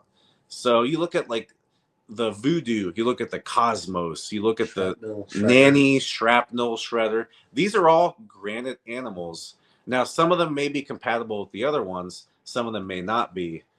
Some of them are very, very cool. Some of them are kind of lame. But it's like, I see a shitload of these animals. It just takes somebody working with this animal, and like I said, putting in that 5 or 10 years to produce this gene. So like, even though I might look at a granite animal and say, oh, this is $200, or this is $400, this is a really nice one, it's worth a lot more than that if you actually prove it out and you say, hey, this is actually an animal that reproduces itself. It does, here's the results it makes. Here's what it does with Mojave. Here's what it does with clown. Here's what it does with whatever. So it's like, it's a weird market with these imported animals, because some of them might be $100, but then 10 years from now, they might be $10,000. You know, you never fucking. You know what somebody should do? This would be an interesting one. You know how people want to be like ball python breeders, or, you know, people have that interest. Start out, Dave's shaking his head no. Start out with a bunch of racks empty. Don't buy a single morph that's available, and only buy Dinkers from Outback and then somebody else, and just make a whole collection of Dinkers. In the industry, buddy, that is the biggest beginner move in the whole fucking industry right there. I'm saying, what am I saying? I'm saying the person's a beginner. I'm saying the person is a beginner in this scenario. In this hypothetical scenario, somebody just gets shit tons of Dinkers. What? We call it hypothetical. Well, here's an Outback import. Red stripe. Here's another Outback import. Black pastel. Apparently to people- Dave, these are all swings and misses. These are all amateur moves to buy Black those. pastel, red Well- stripe, cypress. It may wobble, but it's still cool. No, it's cool. We've got honey, which is maybe a Russo, but it was a different line of Russo. Hey. We've got actually he's got some new morphs I can't tell you about, but they're going to be available soon. You're looking at the wrong side of the camera. Oh, I'll look at that side. But he's got a lot of cool stuff. He imported the toffee. He imported the candy. Obviously, the same gene, but A lot of stuff. a year later, he imported the sunset. That's a cool one. Static. Yeah. Did he import the static too? Maybe acid. Acid, static, Maybe. different. They're Maybe. they're totally different. Confusion's different. Don't be Confusion. confused by this. We've imported about 100 hurricanes / tricks / blitz. Blitzes. And I like the blitz the best. Oh, Orange Dream. I know he is orange. He imported Orange Dream. So, that's a funny one. So, Ozzy lives in Maryland, not that far from where Ian is in Virginia, and he came down to just like look at stuff like while he was opening just bags or whatever, and he picked out like the badass little orange babies. He got like 2 or 3 of them or something out of a shipment, and he proved out the Orange Dream, and Ian just like gave them to him. He's like, yeah, just fucking take them, like they were friends. So like to this day, like every once in a while, Ozzy will just like send a box of like random like pastels and shit to Ian and be like, just take them and sell them because I don't want to deal with it. Just as like penance for like getting the Orange Dream from him. Yeah. That was a big win though for Ozzy. I remember Orange Dream hitting the market with the spider combo. That kind of is the reason it became big. You remember that? Yeah, the Orange Dream stuff's pretty. Yeah, the Orange Dream, like spinners, Orange Dream, like, yeah, yellow belly, stuff. Like I remember seeing this like Orange Dream leopard when some of those really high quality ones where they react really well. Some of those Orange Dream leopards are really pretty. Now, That's another Dave, cool gene. Like you don't think it'd be cool to see somebody for like 10 years just collect Dinkers, any weird Dinkers, and just breeding only those? You want to come over and see my collection someday, buddy? Is that what it is? Ball pythons? I don't know. I'm just saying somebody else, not me. I don't want to do it. Oh, I'd want to observe it. It's kind of like the whole blood python African rock hybrid. I want to see somebody do it. I'm not really interested in doing it myself. just make the meanest snake possibly imaginable. Yeah. Well, I think about? that it'd be cool looking. It'd get big. It'd be super thick. It'd probably have really wild pattern. And then it's disposition is of interest to me too. To see how defensive the animal is. Yeah, so no guarantees, but I think our blood ball ovulated last few days. You got an African rock for it? No, we bred a angry ball to it, and then I think a couple banana ball python morphs. Yeah, the angry ball is very fitting because a lot of people in the community are very angry over hybrids. So yeah, it's going to piss off a good share of people. It's funny too. I'll The put up a hybrid wall in that discussion, buddy. The hybrid haters, like, here's the thing. I don't do any hybrids myself. I think they're interesting. But yeah, there's some people that like hate on them so bad. They're going to fuck up the whole integrity and nobody's going to know what they are. It's like they keep track. It's like you're going to tell me you don't know what the fuck a carp ball is or a fucking bat eater. You can't tell the difference. And it's like, and there's like one of those for every like 10,000 of the other like pure species there are. I'm like, how the fuck is this going to taint anything? It's not doing anything. It's just goofy. I think people are worried that it's going to become like the Honduran milk snake of the hobby. Like Hog Island boas of the Hog hobby. Island boa. Like, I mean, like I was saying earlier, even the pure Hog Island boa looks nothing like an original Hog Island boa. But you look at Honduran milk snakes. So like we have like a trio of the best fucking Honduran milk snakes I've ever seen in my life. Like Cheryl and Dave got them a while back, and like they're breeding them and they're making fucking insane babies. And I'm like, dude, there's no way those are pure. And she's like, no, I got them from so-and-so. Like, here's his bloodline. I'm like, holy fuck. Like, these are amazing. And like my buddy, I'm going to shout out David Deem right here. He's the Colubrid kid. He breeds a lot of like pure milk snake localities. And he was like sending me messages about these the other day. Like, dude, where did you get these Hondurans? They're absolutely insane. And I told him, and he's like, oh my God. And it's like, but I still don't believe they're pure because they're Honduran milk snakes. Because like every Honduran milk snake has been crossed with a Pueblan and a Nelson's and a this and a that to make these cool animals. And I think that's where people are like, if you breed a ball python to a blood python, you're going to get this crazy morph and people aren't going to believe you that it's real. And it's like, I don't think that's the same thing. Like, it's pretty obvious when you have a Like he's got his that angry ball, and he's got the blood ball combo, and I was like, these things are fucking cool, but like it's very, very clear what they are. But for the record, and Steve Beamer has done a lot of angry ball combos, put in pinstripe and other things into it. It makes some really wild looking animals. I had heard something in the hobby over a decade ago that some of the unique ball python mutations we were seeing around that time were Angolan ball hybrids into pre-existing ball python mutations. I mean, I I don't really believe it. Like, source, buddy. it maybe it's like unless you're like raising up like your pin hidden gene Woma, yellow belly, something weird, and you're like, huh, my ball python got 6 foot long. Then show me that. Like, my dad had Volta, buddy. It's called a Volta. There you go. Well, the Voltas, though, I mean, those are very old ball pythons on top of it. They don't get that big quick. I mean, it's if you have like a 3-year-old ball python and it's real long and lanky. Well, I mean, how long? I'll tell you how this, big? though. I'll tell you this. So many people in the industry have 15, 20, 25-year-old, like, I'll go to Outback. He'll have pastel het clowns that are 25 years old. And they're like 3,800 grams, giant ball python. But they're not 6,500 grams. And I've seen multiple 6,000 plus gram Volta ball pythons. So it is funny that people will 100% buy into which is, I'm not saying buy into like it's a bad thing, but like a super dwarf retic from one island versus a mainland retic is 100% a real thing. You get a Sulawesi retic and it's going to get 22 feet long versus you get a Kayawati Island retic that's going to get 9 feet long and lay 22 eggs. But people won't believe that a ball python from the northern regions of like Ghana, Benin, Togo is going to get 6,000 grams versus a normal ball python from like the normal areas in Ghana, Benin is only going to get 3,500 grams even when it's 25 years old. You know what I mean? So I heard the argument between the mainland retics and some of these smaller island ones that if you feed the island ones the way you would feed a mainland, you could probably still put that kind of size on. Is there any truth behind that? I've seen 9-foot dwarf retics and I've seen 12-foot dwarf retics. I've never seen a 22-foot dwarf retic. Fair. I'll say that. Now, I'm not a retic expert, but like, so you look at like even like a Jampea. So Jampea was the original dwarf retic, but they still got like 15 feet long. But that's because originally, way back in the day, a normal retic got 20 feet long. So a dwarf was 15 foot. Like these days, a lot of animals are so much smaller. Like look at the Burmese python. Breeder Burmese pythons are like 11 or 12 feet long these days. So I've got a buddy in Virginia who has a reptile party company. Like he'll do like shows and educational events, and he actually has a retail location right now where people can come in and he'll do like shows a few times a day. And he had some illegal. No, it's 100% legal. Like he has it set up.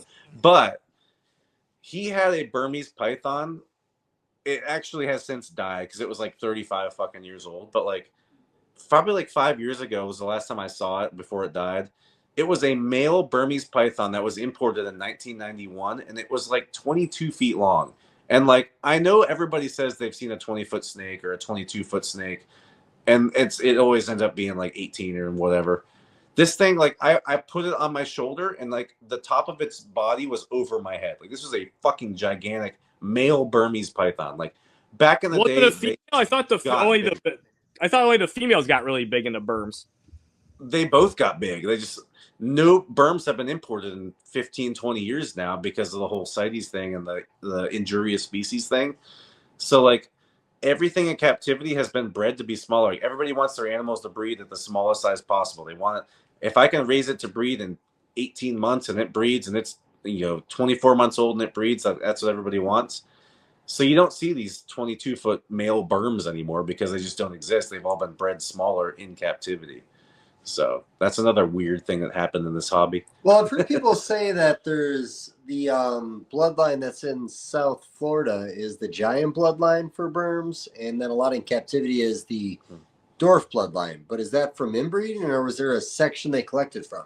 I think the fact that the Burms in Florida originated from animals, what was it, Hurricane Andrew in like the 90s or something? They all escaped in like the 90s. So those were old school genetic Burms versus all these captive inbred Burms that are basically bred to breed at a smaller size and mature at a smaller size. Wow. Now, this is obviously me in my fucking brain, like, oh, this makes sense, so I'm going to say this is true. So I'm not saying this is like a scientific fact, but to me, it just seems that you just don't see these giant berms anymore because the wild ones aren't being imported, and the ones in Florida from the original bloodline, every redneck with a $200 permit gets to kill them and get their bounty. You know what I mean? So Hurricane Andrew was 1992. Is it that long ago? That was when the original ones were released. Now, So that's 32 years now they've been in it? Sorry. well, so they've been breeding out there for a while. I think the argument was, oh, the reason these berms are in Florida is because people are getting them as pets and releasing them, which is 100% true. People are doing that. I just think the original major issue was several hundred of them released at one time. Yeah, which kind of makes sense. Well, the morph argument though, because most people buy morphs as pets, and there's never been many albinos found. There's never been a lot of greens. I did hear something about a labyrinth population. I won't get in details, but there could be a labyrinth population. I've heard about that one too, the labyrinth population.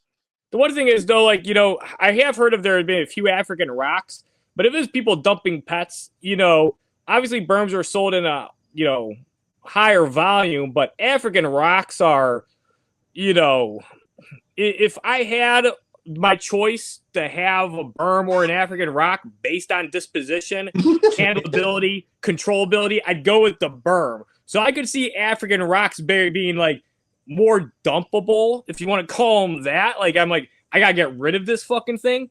Yeah. And it's like maybe there wasn't as many, but the African rocks didn't establish down there, except for I hear there's one little area, and it's like a little east of the Everglades where there are some African rocks. And then I've heard things too where there's like Indian pythons and they hybridize with the berms, but Indian pythons they're fairly closely related. They look pretty similar, and I don't know how much truth there is to that. I don't look too much into it.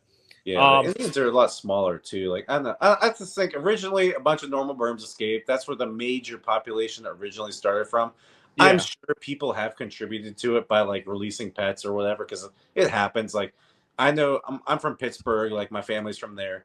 I know a guy who caught a ball python in South Park in Pittsburgh. Like, people are releasing pets and they're finding them. So there's ball pythons being found in Florida. There's rock pythons. There's retics. There's boa constrictors. It's just none of those really seem to have established a real population besides the Burmese pythons, which for whatever reason just were like, you know what? This is our spot. We're going to flourish. You know? They really like it. They seem to thrive down there pretty well. Burmese pythons and green iguanas.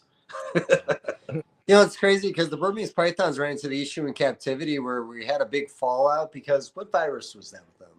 Oh, the Burmese got fucked up by nidovirus too. Nido, yeah. I feel like the nidovirus may have even started with the berms, because it was like, so I'm not super old school, but I was in this in like the mid 2000s to like 2008 to 2010 is when I started. And I feel like every adult Burmese python would just blow snot bubbles against the glass and die. So like, if you wanted a Burmese python, you had to buy a baby and keep it separate from everything, and it would not get a red. But like, if you bought an adult berm from somebody, it would blow a fucking 2-pound glob of snot on the glass immediately. It just seemed like every berm had this weird respiratory issue, and they would. Yeah. And then go fast forward, 10, 15 years later, and every green tree python and carpet python suddenly has nidovirus, and then suddenly every ball python has it. I feel like that may have been the same thing. Obviously, I'm just speculating, but I feel like that was probably where it started. So with Cryptosporidium, corn snakes, hognose, leopard geckos, fat-tailed geckos, was that all a spread from one species to the other? I know that's there's the Cryptos. Yeah, there's Cryptosporidium serpentis. That's the snake species of Cryptosporidium. And then there's the Cryptosis varenae and the lizard species of Cryptosporidium. So if you get leopard geckos or African fat-tailed geckos from the wild, they all have cryptosis. They don't hatch with it, but at some point they become infected. They get exposed to it and they have it. If you import an African fat-tailed gecko adult, it has cryptosis. It carries it. Same with leopard geckos when they used to come out of Pakistan. But hognose snakes and stuff, like, I'd get wild caught ones, and there was this I talked about it last time. I should try to pull it up. I could actually when somebody else starts talking and I'm listening, I can look it up. But the one wild hognose had a protozoa. Dave shakes his head. And but anyway, Cryptosporidium, when it comes to like colubrids, and it's fairly, and I shouldn't say fairly, it's very contagious, and it seems to jump hosts pretty easily. Now, Cryptosporidium and the eyelid geckos, like African fat-tailed geckos and leopard geckos, and all the other Eubuliferidae, all the subfamily of the eyelid geckos, seems to pass very fluidly and easily. But then if you expose like a leopard gecko's cryptosis to like a corn snake or a completely different species of lizard, it's going to have a difficult time jumping hosts. Now, when it comes to Cryptosporidium and snakes, they found king cobras with it. Some crotalus have it, viperids, rattlesnakes. It seems like it's fairly spreadable. And I've heard of some boas even having it, which is pretty unique. And then more recently, in the last few years, I never heard of a Rhacodactylus ever having cryptosis. Now, there's people with crested geckos testing positive. And that was new to me like a few years ago. I was actually talking about it in my Discord and talking about Cryptosporidium. And I was like, I don't see it in Rhacodactylus. I was like, it's not impossible for them to get it. I was like, but as far as I know, there is no Rhacodactylus that's ever been, positive cryptosis. I've never heard of it. And then somebody immediately is like, you're wrong, Jeff. Check out this. Somebody actually had some recently. I'm like, no shit. I'm like, see, that's the thing. You don't want to underestimate this stuff. But where does the Cryptosporidium come from in the colubrids? It started from some wild species of snake, and then, it got introduced into collections. And I think snakes sometimes handle it a little better because of their little lower metabolic rate compared to some lizard species. A lot of times we're keeping the snakes individual, so they have less stressors, less exposure to a dirty environment where they're going to be reinfecting versus leopard and African fat-tailed geckos. Not as much now, but back in the day, people kept them in groups. And they're defecating a lot, so they can get a pretty big spike or load of oocysts. They can get infected by a very large sum of the parasite. But yeah, snakes, it's hard to say where it came from. It may have came from originally wild king snakes, corn snakes. It's possible hognose in the wild may have it. The ones I've had, though, never seem to appear, and I've never seen yet a wild hognose that tested positive. Although the funny thing is I had wild hognose from Texas, and if I ever get wild hognose from Texas, it seems like those ones are more likely to be sick or have some issue. It could be cryptosis with some of those ones I had back in the day. But versus like the northern locales, they always seem to be very healthy, and I've never seen an issue with a wild-caught northern locale hognose in my experience. Not saying that it can't happen. But yeah, Cryptosporidium within snakes, it seems like it's very contagious. It can jump species pretty easily. Yeah. You think maybe the northern species, because of the cold weather, have to have stronger immune systems, and over time they weaned out the weak? Yeah, possibly that. They also don't have as dense of populations. Their diet may not be as extremely variable with, say, like southern locales where they're eating more lizard species because lizards can, carry Cryptosporidium, and they're eating reptile eggs. See, it makes sense that like something like a king cobra, they're eating other species of snakes. Some of those species of snakes may carry Cryptosporidium. I heard some amphibians can even carry it. So hognose or other snakes that are eating amphibians. King snakes, I think it may have been you, Dave. Who was I talking to? Somebody on the podcast where Brooks king snake from the wild was positive cryptosis. But, Brooks kings are eating different lizard species. They're eating other snakes. So it makes sense that these guys are going to be vectors. And a species like that might actually handle Cryptosporidium better because naturally in the wild, they're encountering it. But then you also have things on the flip side like leopard and fat-tailed geckos.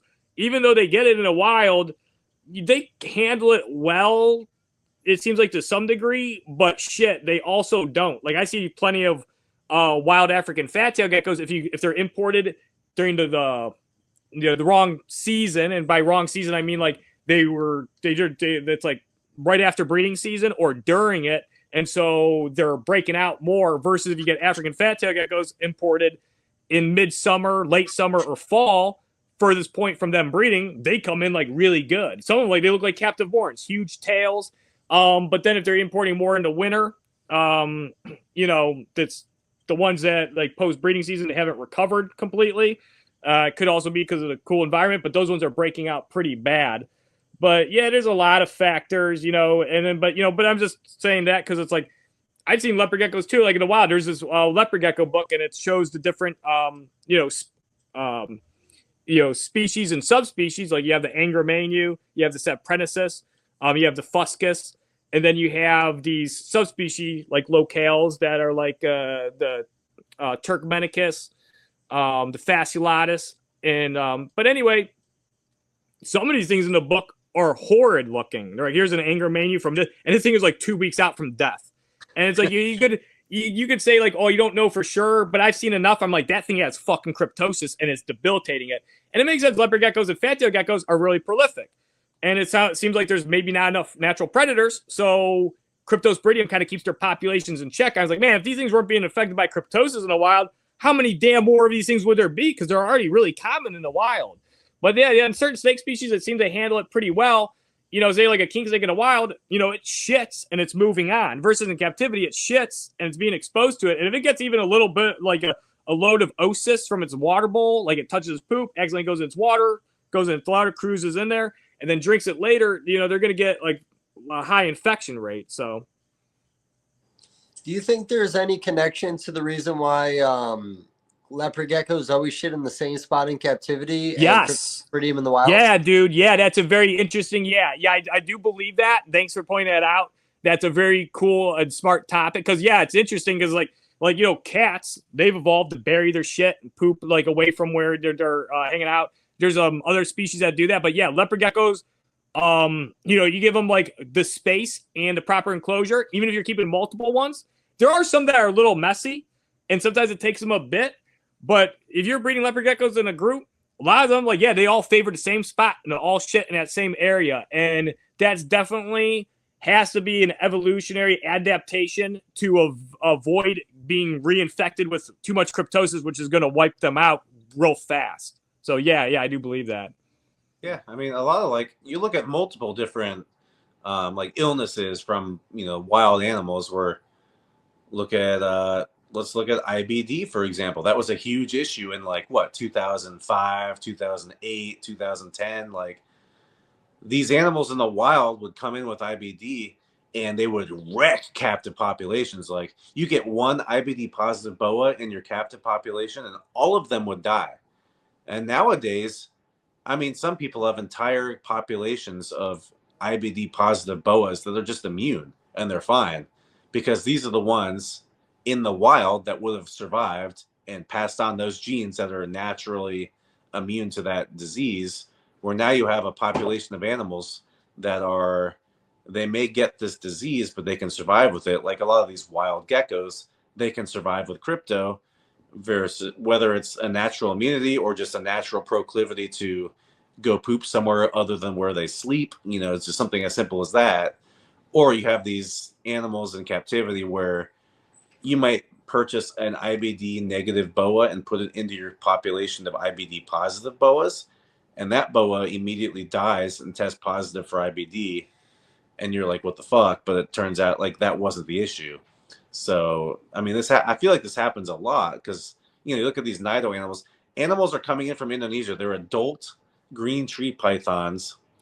Now, we can argue the whole, like, oh, they're supposed to only come in as captive bred, which, those exporters in Indo are kind of sketchy.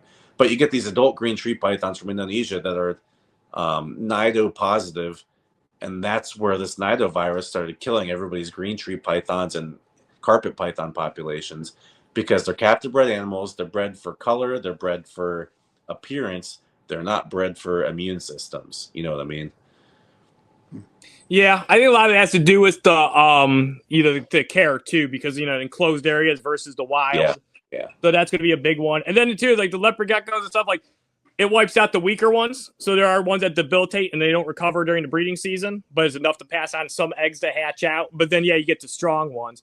And you see, like, even if I'd have leopard geckos in our quarantine, they get cryptosis. It's funny, there'd always be like a few. It just didn't seem to affect them at all.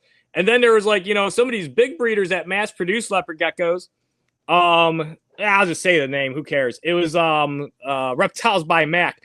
I always wanted to ask him. He has to go to the show there. And I wanted to be like, I'm like, how do you produce so many leopard geckos when you have like one of the most violent forms of cryptosis? I was like, either he's like really lucky or he's very talented. I was like, that's one of the most violent forms of cryptosis I've ever seen, dude. But he always has like big leopard geckos. I'm like, how is that possible? Like, you know, and I know a lot about cryptosis. So I was like, I'm curious. I'd like to. And he wouldn't give me probably an honest response. And the guy always looks like he's half asleep. And I don't think he'd be very interested. We could invite him on the podcast. Yeah, I'm sure. Let's play this clip for him first. You'd like to hear this one. But yeah, it was like, I was like, man, that guy's got one of the most violent forms of cryptosis. He's always got leopard geckos. But the one time, like, you know, it seems like I think they set them up in sections and then they're kind of going good. And then the one starts getting infected and they hurry up and start selling it off. And then they keep doing that. So it seems like it's like, instead of trying to outrun nidovirus for a decade or cryptosis for a decade, how about setting up a whole new fucking area and just doing it right? And in a few years, you're done. Well, without naming names, there have been larger companies in the industry that have done full kill-offs just to allow themselves to start over with good colonies. That's a lot of words for him, man. Yeah. No, it makes sense. I mean, here's the thing, though. There is some devastation in, like, safety. These animals can live. And it's like, do we euthanize them for the greater, you know, good of, like, starting out with healthy ones, or so they can't possibly infect, you know, other animals? So I think that one is a very So I know in reptiles it's kind of tough when you talk about this kind of stuff, but in farming there are times where this kind of stuff comes up where there are mass kill-offs for the greater good. Right. Yeah, that's how the livestock industry does it. You know what the funny thing is, though? There's this interesting thing where it's like when it comes to, like, you know, these are pets versus this is, you know, food. Therefore, since this is food, doesn't matter if it's treated poorly because we're just going to be eating it. Versus this is an animal that's supposed to be more like a pet. And really, of course, both should be, you know, respected as much as possible and taken as good a care of as possible. But yeah, the livestock industry, it's a multi-trillion-dollar industry, and it's like, you know, feeds, you know, the planet, and, you know, depending on which country it is, feeds that country or possible countries. You know, if it's, you know, if it's poultry or whatever getting exported. I don't know if they really export much poultry. Maybe they do. I mean, they have to some degree. But anyway, it's like, yeah, if it's like if a whole, you know, farm or flock gets infected, it might make sense to terminate it instead of trying to save it, and it ends up wiping out even more. Do you think there's ever been a recall on giant salamanders with salmonella? Chinese giant salmon over there, they definitely, I don't think they care. You know, if it's at salmonella, they're probably like, that's expected. You should have cooked it better, or you shouldn't just have a weak immune system. That's probably what they say. There's a big bird flu issue right now in the States. Like, wild birds have been infecting, you know, like these big, massive, like, you know, Purdue farms and whatever. It's like, I was at Walmart yesterday. There's like no chicken on the shelf. It was fucking crazy. I seen that. No chicken eggs either. I mean, like very little. The snow is obviously the issue too, but like there is a huge bird flu issue though. Like apparently a lot of people are losing entire colonies of birds due to the bird flu.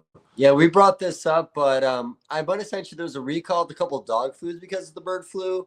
Also, there were some herping spots, I think in Kansas. The parks were shut down because of bird flu.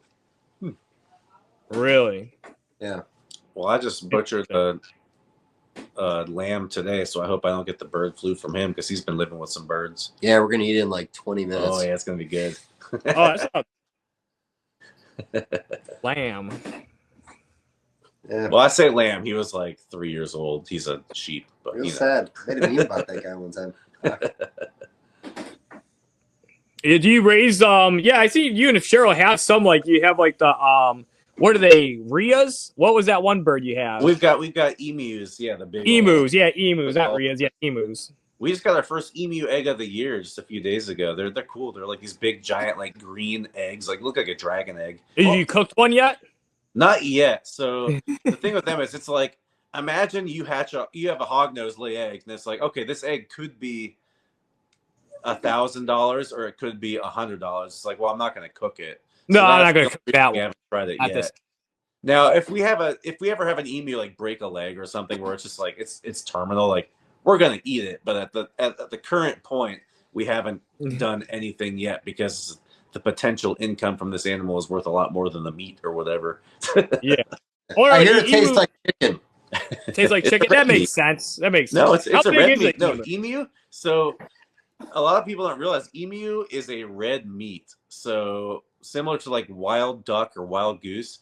So Okay. there's a disease, alpha gal. Like if you get bit by a tick, it gives you like an allergy to red meat. A lot of people can only eat like emu and goose and duck and stuff to get their red meat fix. So that's one of the main reasons a lot of emus are actually bred. But Does it Damn. taste like ostrich? we'll find out, I guess, if we ever have one that we can eat. Mm.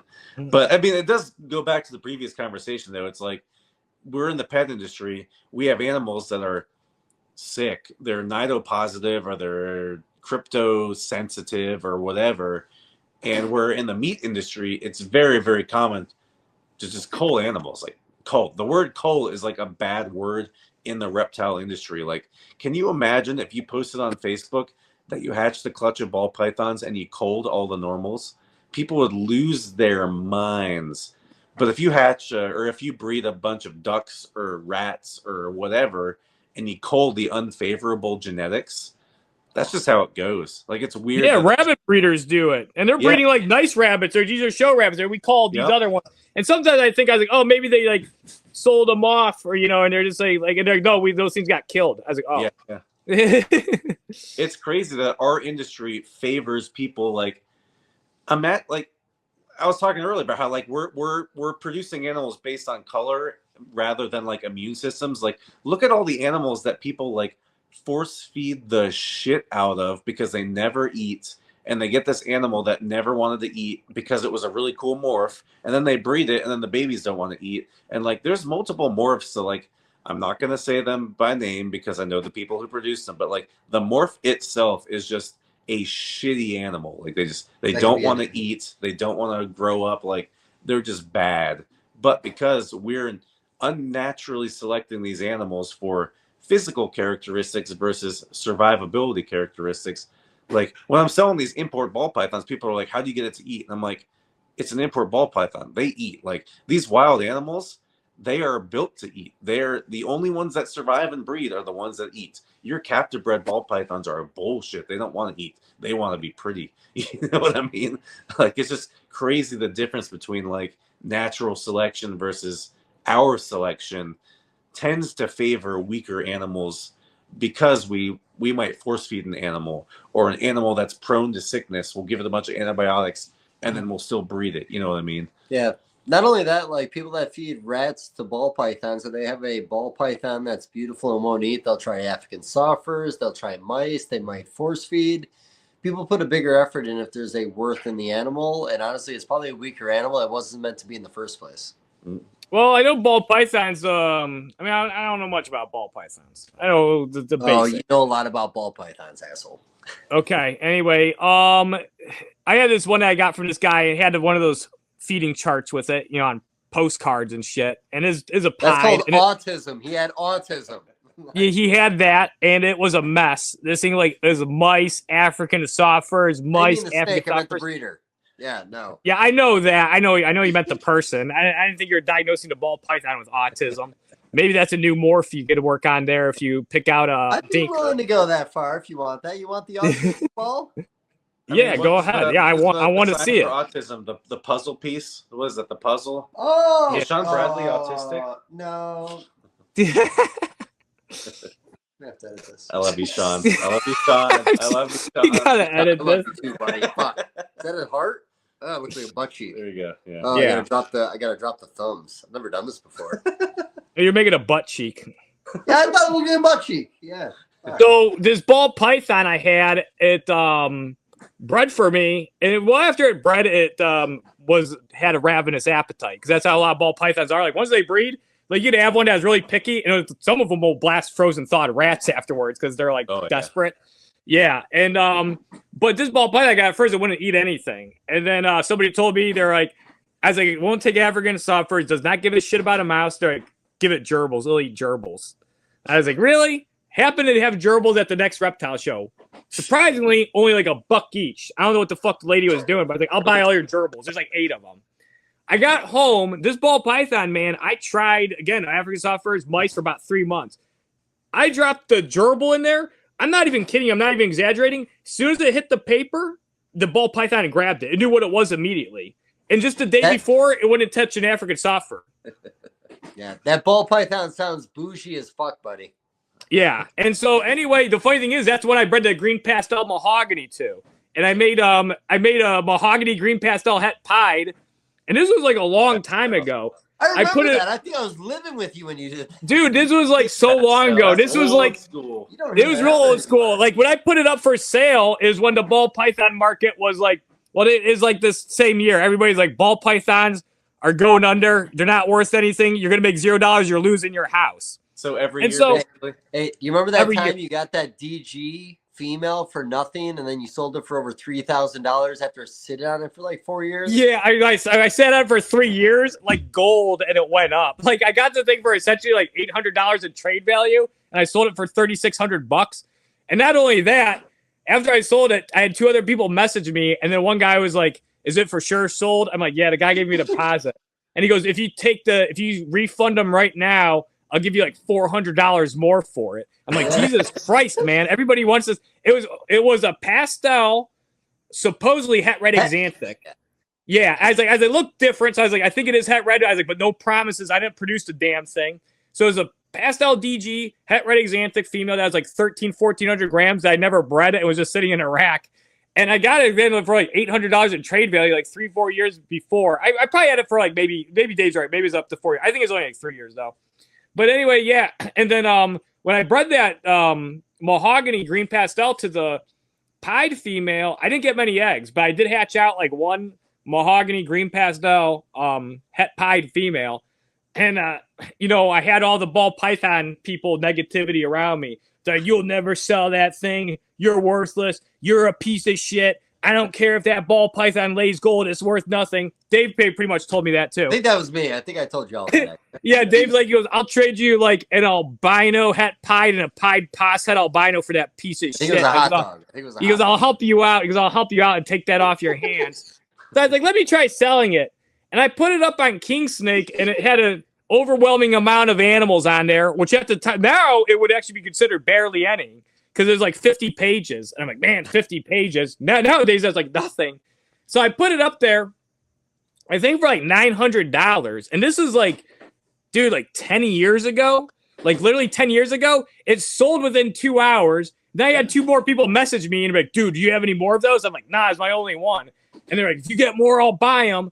And I was like, son of a bitch. I was like, I should have listened to everybody else sending me these things that wasn't going to sell it. It was like worth it. I think I've been thinking up for like $1,200 or $1,400 that it would have sold. And then like, it was a fluke, buddy. It was a fucking fluke. No, it wasn't. Because then a couple of years later, Justin Quebeca started like, it was like 4 years later, he started making Suma pieds. And everybody's like, oh, Suma pieds. And I'm like, oh, son of a bitch. I was like, I think it was Justin Orbach bought it. I think that's the guy's name. Every now and then I'd see him and I'd ask him how he was doing. He'd be like, doing good. Getting ready to breed it pretty soon. The story you reminded me of was Justin Kobilka, because it was like probably like 2016 or 17 when he made that Pompeii shit.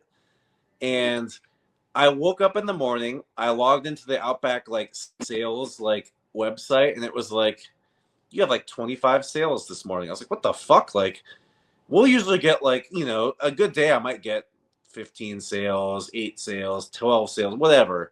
Like, all right, sweet. I made my commission for the day. I made my $200 commission. But like today, I was like, oh my God, I just made like $2,500 this morning. What the fuck happened? And I saw his Pompeii video, and I sold like half of the red stripe combos on the website. And I was like, holy shit. So I went to all the other red stripes, and I doubled the price on every single one. And by the end of the day, the rest of them I'd sold. Yeah. I saw that's Justin at the next like Tinley show, and I walked up and I like shook his hand, and I was like, thank you so much, sir. You made me so much money with your Pompeii. Yeah, Junior, you play in the stock market a lot. I've always made the joke, if you know what Justin's doing, that's like insider trading. Yeah.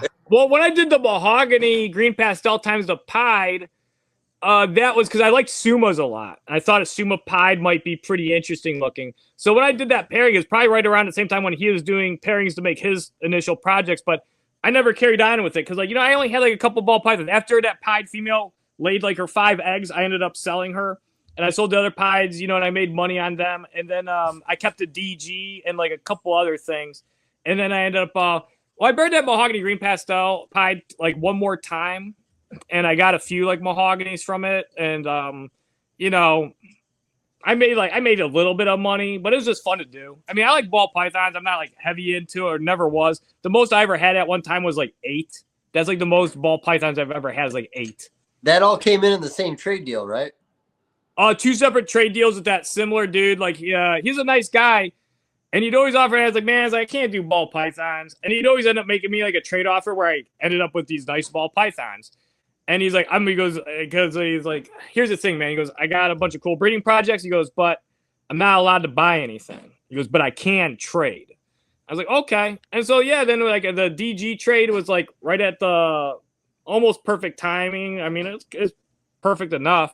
I mean, I hung on to that female. The funny thing was, like, I almost sold her earlier for like $1,200, but like nobody was like, everybody's like, oh, well, you take like 700 or 8. I was like, man, you guys are being cheap as shit. I was like, this female was like, at the time was like almost 900 grams. I was like, I'm just gonna hang on to it. And then when it was like 1,400 grams, I ended up getting 3,600 for it. Yeah, they were being reasonable at the time, buddy, because that thing was worthless when they were making that offer. No, it wasn't. It was a nice ball pythons are like crypto. Like I've sold so many ball pythons where I'm like, dude, if I hold on to that for 17 more years, I would have made so much money. Long-term investment, buddy. And then there's also so many where I'm like, if I hadn't hold on to that for 17 years, I would have made so much more money 17 years ago selling it. Yeah. So, you know, a little while ago, we were talking about like other industries, mostly farming, but, you know, think about like the bully community where they actually have to surgically remove the babies from the mom. What if we didn't have a lot of genes in ball pythons and people wanted the desert project to work? Do you think we would went as far as removing the eggs surgically just to have these fucking babies?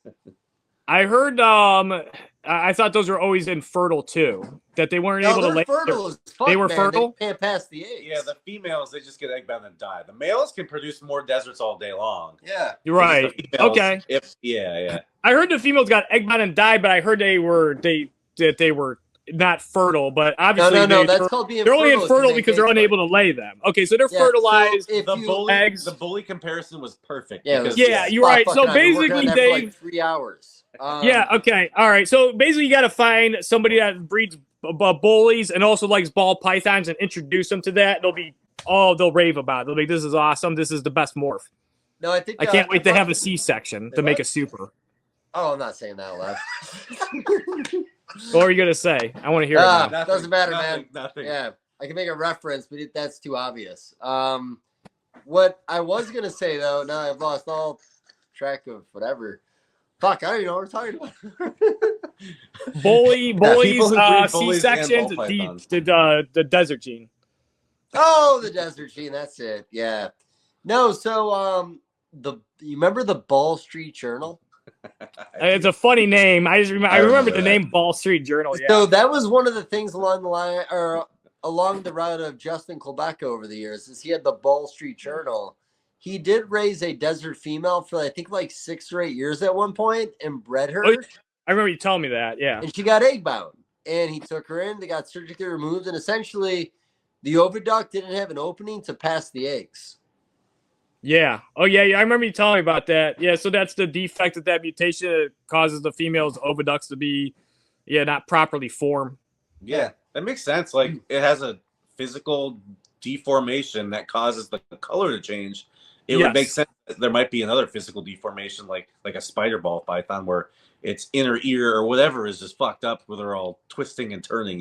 Yeah. If William Philippek is listening, I'm going to bring up Nick Mutson again, and fuck you for calling me out on it. But hey, Junior, you remember when we talked to him a couple weeks ago, and he mentioned about how mutations work when it comes to color versus pattern? Sure.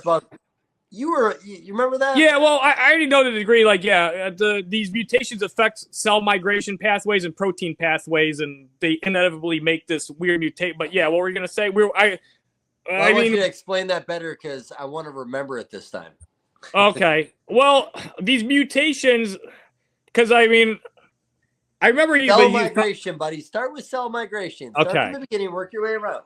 All right. So yeah, any of these mutations are disrupting proper cell migration. And the thing is, like, an animal is made of cells, and the pigment cells that are being displaced by mutation. but the thing is, it depends. You know, some of these mutations might affect code, and the code, the only thing it has anything to do with is with a pattern or color, or maybe it's the enzyme tyrosinase, and this mutation code codes for not allowing tyrosinase to form or properly be synthesized. So you end up with an albino animal. So yeah, any of these mutations are affecting protein pathway migration to a degree. You know, it could be something that's like missing a link, so now it's not able to, or it's completely disrupted. Like with like a spider ball python, like the one thing is like he's very educated on this stuff.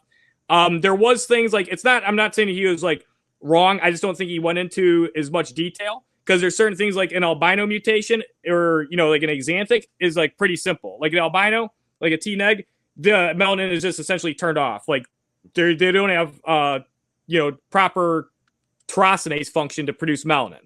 So that's disrupted. So they don't, you know, produce black. So that's all that mutation does.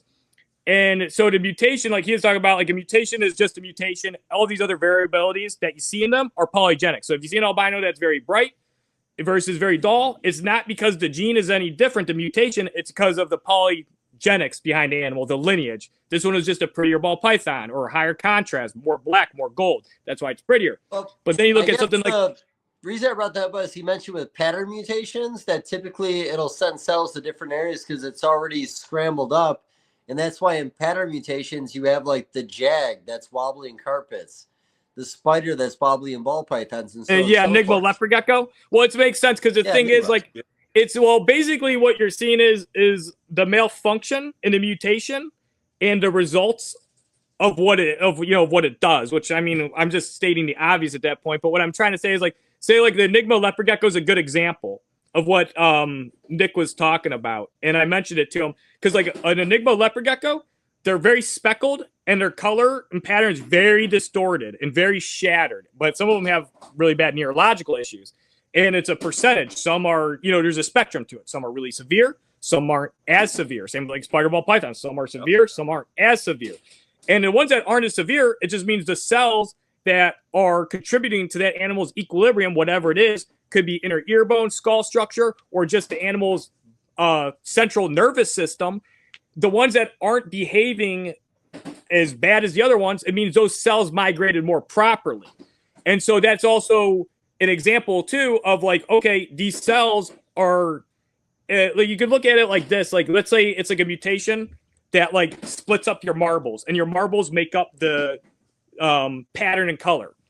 And this mutation breaks up the marbles. So every time it breaks it up, the marbles aren't always landing in the same exact area. So sometimes you have marbles ending up in certain areas over here, and it's always a little different.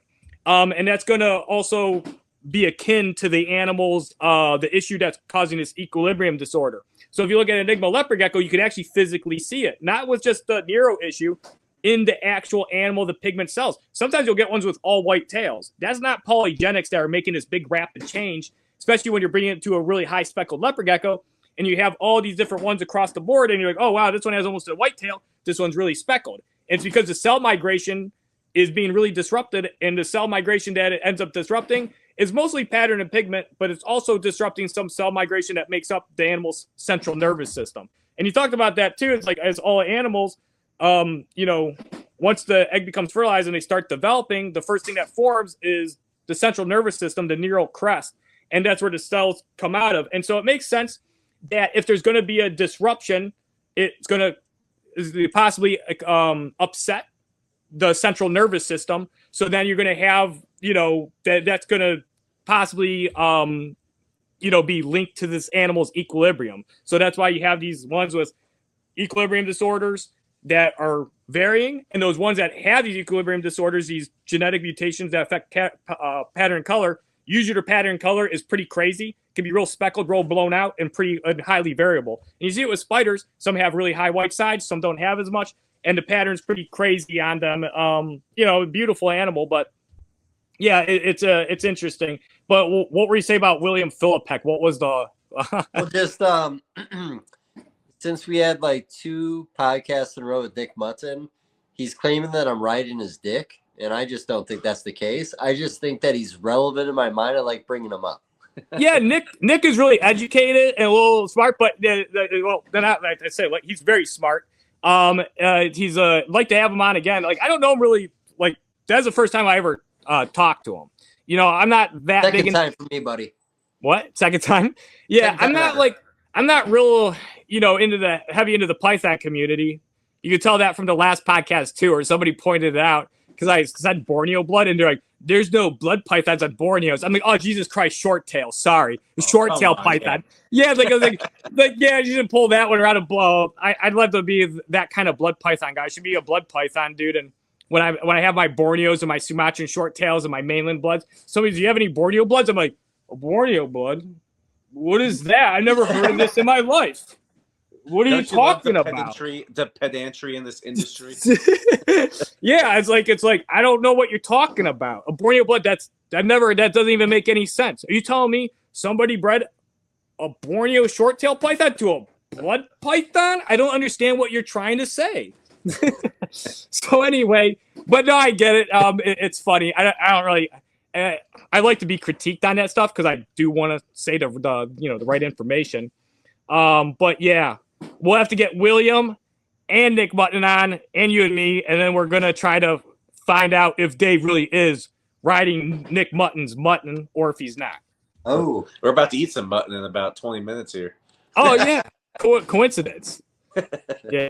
What is the penis toupee called? Merkin. Yeah, riding is merkin. Yeah. That's like a pubic, toupee. A merkin's like a pubic toupee. I can't believe who the fuck needs that. Well, I mean, I think Nick's in his high 40s, early 50s. I don't know for sure, man. Well, most of us are trying to have the opposite effect. We want less down there. You get laser hair removal surgery, but it's like, where do you end? That's all barren, and then it gets hairy. Back in the Victorian times, everybody had syphilis, and all their hair would fall out, so they had to have a merkin to prove they didn't have syphilis. That's a little knowledge bomb I just dropped on you about why hairy pussy was into the fucking fashion. Oh, wait, is there a pussy one? I mean, it was for both. Hey MJ, can you clip that one and post it where Mike emphasizes on hairy pussy? Oh yeah. Maybe don't clip those that. really expensive hairless dogs. Yes. So we were driving home a few months ago, and we saw one on the side of the road. It ended up being a coyote that was not great, buddy. It was small. I could have taken it. Yeah, Crystal likes those dogs. What are those called? Those Xenos or what they call them? The Cholo. They're weird. Cholo. It's a Cholos. They're not called. People actually have them make fun of you for not saying the entire name, even though it's 28 consonants and 2. Yeah, vowels. fuck those guys. You know who we're talking about. Yeah, it's a weird looking name. Yeah, it starts with an X too. Oh, that's exactly what I was thinking about. Wait, Brittany McConnell has one too. Fuck both of you. Yeah.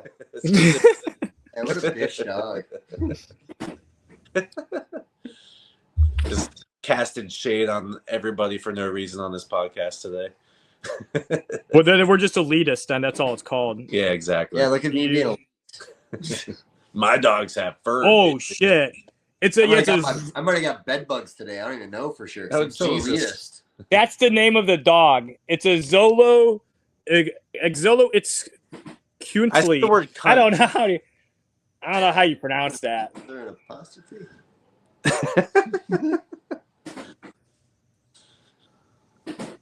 We're just gonna leave it at that. We'll just accept that that's what it's called, and somebody else can pronounce it for us. Yeah. Potatoes, by the way. I wasn't planning on that yet. Do you have a pot? Yeah, I'll go boil them. You keep talking. Yeah, we were gonna get the girls to put the potatoes in the pot. Well, we've got I slaughtered my beautiful baby lamb today. He's actually 3 years old, but we have him in the sous vide right now, 130 degrees, perfect rare. Then we're gonna sear him once it's Actually, it's been a couple hours now. He's probably about ready. So, did you raise that sheep up to intend to eat it? Was that what the initial intent? Well, I got him originally at a livestock auction. He went for $40 or $50, and I just bought it because it was a cute little lamb. And so I raised him up, and I got some females for him to breed so I could make more. But then, probably 6 months ago, we just found a random more expensive breed of ram, like in the woods, and like we caught him. And I put up signs like for all my local neighbors, like nobody claimed him, so we just kept it. And I was like, well, I have this much better ram now. I don't need the one I just bought. And Oh, gee. so, so yeah, yesterday I took him out and we, made a bunch of steaks and lamb chops and stuff out of him. Like I feel a little bad because I was like, I wasn't originally going to eat this one, but I mean, the entire idea of breeding sheep is, to make lamb meat. So, Gotcha. How long do sheep even live? Well, so typically they're matured like slaughter size at about 12 months old. This one was older because he originally was going to be a breeder, but like I said, we just found a more expensive, like better one in the woods. Like imagine you have a normal ball python male you're going to breed, and then you find a pied in the woods. Like that's kind of what happened. Find a pied, and so then you do the whole bushmeat option. Then it goes into bushmeat market with Dave Kaufman, where you investigate. So I gave him a while. I literally like the other night, there was all these because we had an ice storm in Missouri. Like all these people were freaking out, and they're like, "If your animals are outside, you should go out there with them." So like I did a whole thing where like I literally went out there with them and slept in the barn with my animals, like to prove a point. And was it comfortable? I mean, it was cold, but I was fine. But like I had like a whole thing with like the lamb. I was kind of like, I know I'm probably gonna kill you tomorrow. So like we had a whole thing where like I gave him some like pets and stuff, and he was happy, and I slept out there with him. And then yesterday I shot him. I guess it's the best way. What did you use, a 12 gauge? No, I just a 22 for them. Like, you don't want to blow up their entire shit, Yeah, I guess if you hit it in the head with like a deer slug, that'd be pretty. Yeah, no, they're like, so like with these guys, like there's like a specific spot. If you look like between the eyes and the ears is like an X, and you shoot them right there, and they're like, that's the brain, So it's very, very instant. They don't feel any pain. One moment they're eating hay you just gave them, and the next moment you're eating them. Cheryl and Bree are coming out of the bedroom right now. Like, is the food ready? Now, how much meat does one sheep produce? So he was probably like, I would guesstimate he was probably like 150 pounds, like total. Oh wow, that's pretty big. And I probably got like 70 pounds of meat off of that, like after you gut them and skin them and all that or whatever. Yeah, that's a lot. Actually, that's bigger than I expected. Yeah, I posted a picture just earlier today on my Facebook, like showing like the big spread of like all the steaks and the lamb chops, and then like the legs, leg of lamb cuts, and, like all the different cuts I did. And it was like, dude, it took up like my whole countertop. It was pretty impressive. I'm actually excited like how much meat I got from that guy. That's cool. Oh, one thing we didn't really talk that much about you, Mike. What reptile shows are you attending? Like, because I know you do a decent amount of like shows. Yeah, I see you at Tinley. Yeah, so like I'll do the major NARBCs. Like I do Tinley, I do St. Louis. I used to do Arlington. The last Dallas, I just didn't do well, and I think I was busy the next one, so I didn't do it. But I do the big ones, and then I'll do a lot of the local shows too, like Springfield, Missouri, St. Louis, Missouri. I'll do some Tennessee shows. I do a bunch of Mickey's shows because a lot of the shows are local to me, and he treats me well. The bigger shows I do, obviously the NARBCs, and then I just try and make it where like if I'm going to a couple shows a month, that's a good schedule for me where I'm not going crazy, but I'm also making enough shows to make some money or whatever. What are you selling mostly? What species are you taking? So Cheryl breeds a bunch of blue-tongued skinks. Between the two of us, we have a lot of colubrid species. I have a ton of crested geckos. And then I do also some oddball species. Like I've got a few Woma pythons, which are my favorite species. I've got a couple Angolans I breed. I've got a blackhead python project split between me and Dave. A few colubrids of my own as well. Like just random stuff. The main income is Cheryl's blue tongues and my crested geckos, and then we have the oddball species just to kind of make it interesting for us both. Yeah. So, hey, Junior, I sent you some things earlier, and people listen to this on Friday. Any concern about the fires in California affecting the show this weekend? Yeah, a little bit, because I just I heard about it like a couple days ago. It didn't really strike me as like it seemed like anything that was unusual. And then today I heard that there were certain flights grounded and some smaller airports. LAX didn't seem like it was too widely affected. And I guess the big problem they're saying is like the high winds. Like the winds are really making it hard to manage it. They can't manage it with these really high winds. So there's definitely some concern. Some people said Pomona being LA. Yeah, those tall buildings in that background. yeah, that's pretty. Insane. That's an intense one. I saw some pictures like somebody was in a plane and took pictures of like California from their plane, and it was like it looked like half I've the seen that fire. It's insane. Yeah, there's like that island of like land there where it's like all like brush and trees that was all on fire. They said like they're hoping by like Thursday the winds are under control and they might be able to get it managed like by Friday, which is good because I'm flying in Friday. And then they said it could possibly pick up again next week. I don't know where the fuck these winds are coming from. They're like gale force, like horrid winds. They said the one's like winds up to 90 miles an hour. Like, where the fuck is that coming from? That's like almost a hurricane. That's like basically a hurricane. That's like a weak, moderate hurricane, 90 miles an hour. So yeah, they said everybody's from what I've looked at, the Pomona's pretty far away from it, and it's not going to really be affected. But flying in could possibly be an issue. And then, unfortunately, it is affecting the people that are living in proximity to these, fires. So it's a really unusual time.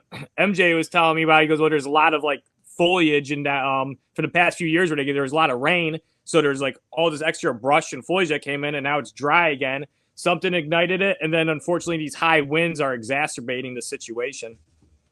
Yeah. I heard it was the homeless. That's probably their fault. Who did you hear that from? Who's already got it hard on them. It sounds like something I said earlier because I seen videos of people before of homeless trying like setting fires in California. But I don't know what the hell the correlation is to like not having a home and trying to set something on fire. It's like, don't you want to live in that area? Time, asshole.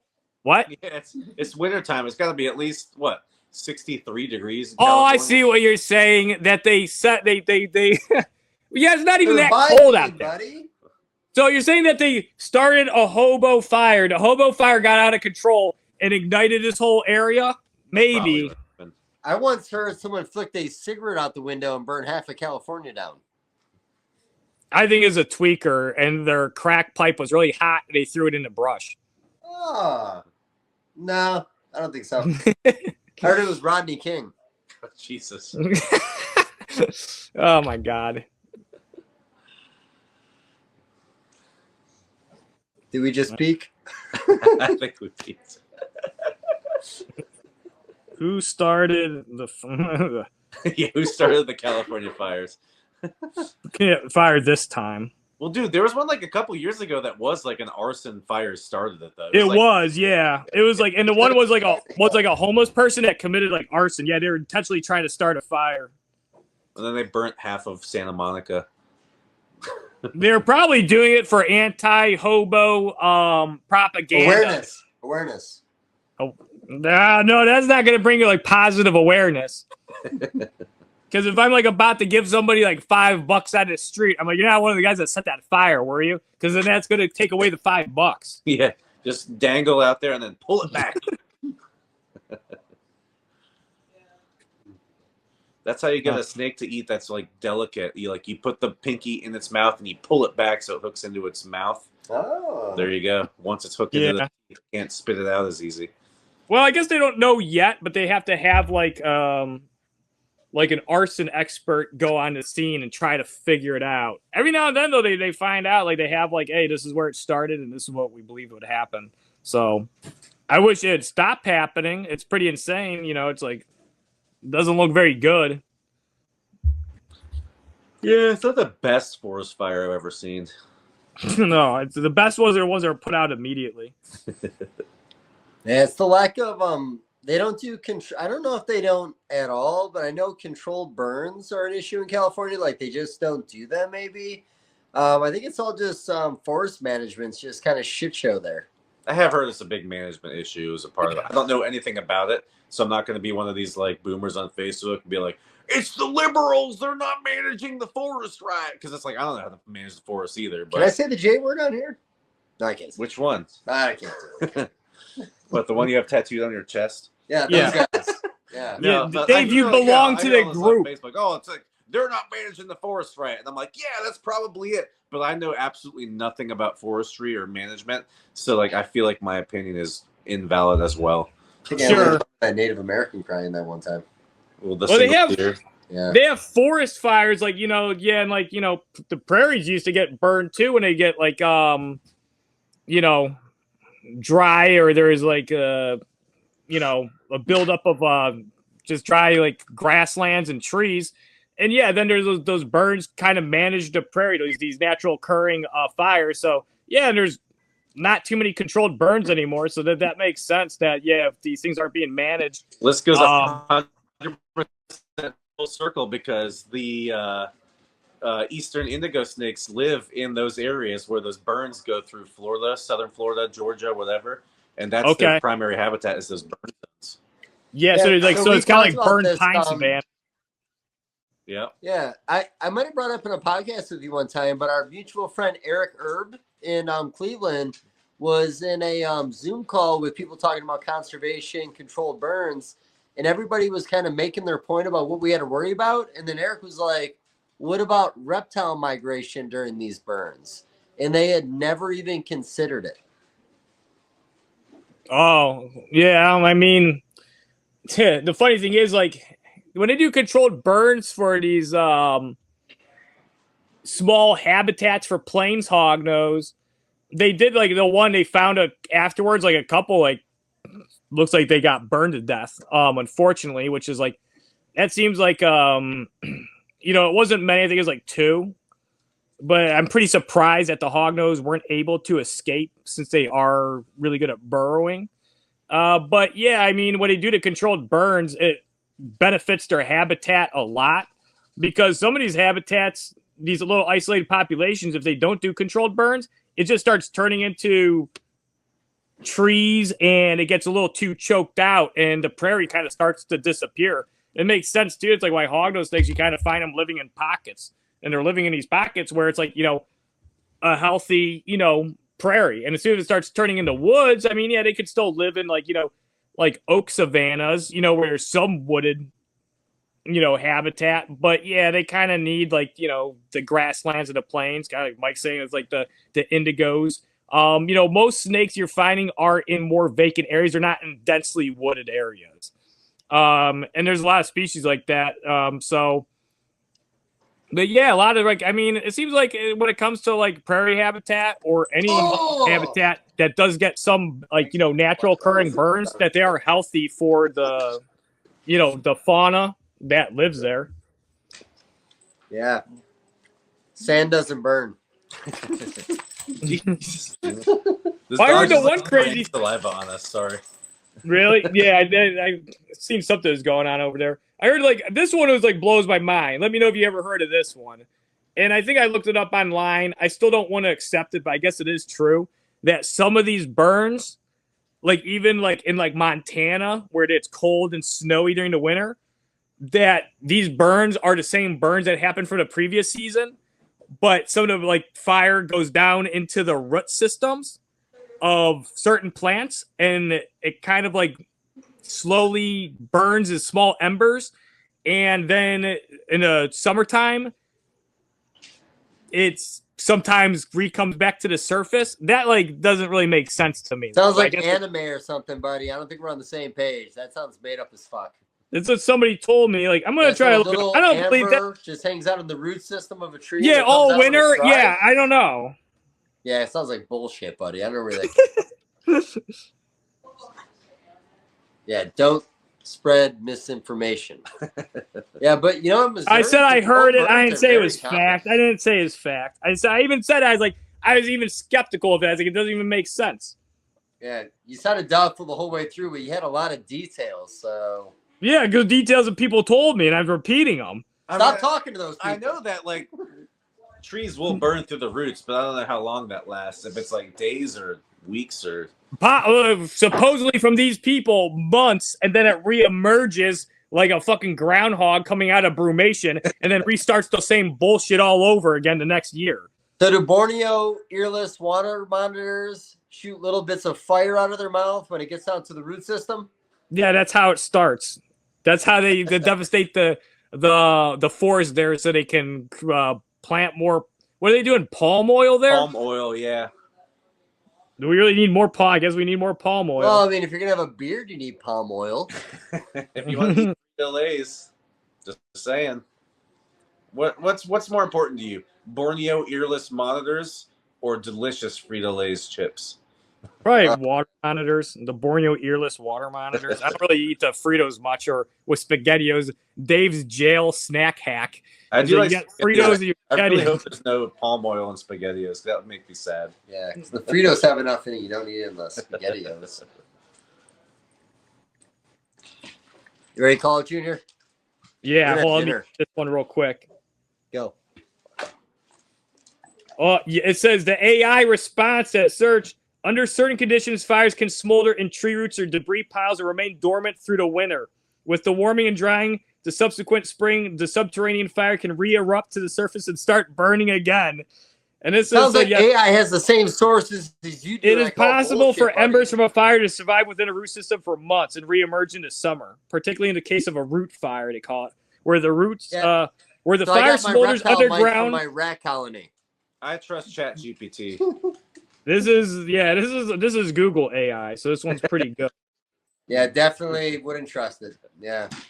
All right. And this one says CBC. Here's how wildfires can burn underground for months or even years. Jesus. So they brumate. So fire embers brumate and they come back out in the summer when they want to reemerge. It's basically a living organism now at this point. Not So really. fire no. has thoughts? Fire has thoughts. And the thought is fuck your dry grass. All right, guys. Thanks for the fun chat this evening. Are you guys going to Pomona? No, not this time. All right. I won't see you there then. Maybe the next one. There will Maybe be next time. Pomona is a lot of fun. I can't wait. It's in. First time. Yeah, 3 I wish days. I could make it. All right. Well, thanks for coming on. Thanks, Mike. Thanks, Dave. Enjoy the mutton. And we'll call it here. See ya. Adios. Hey, everybody.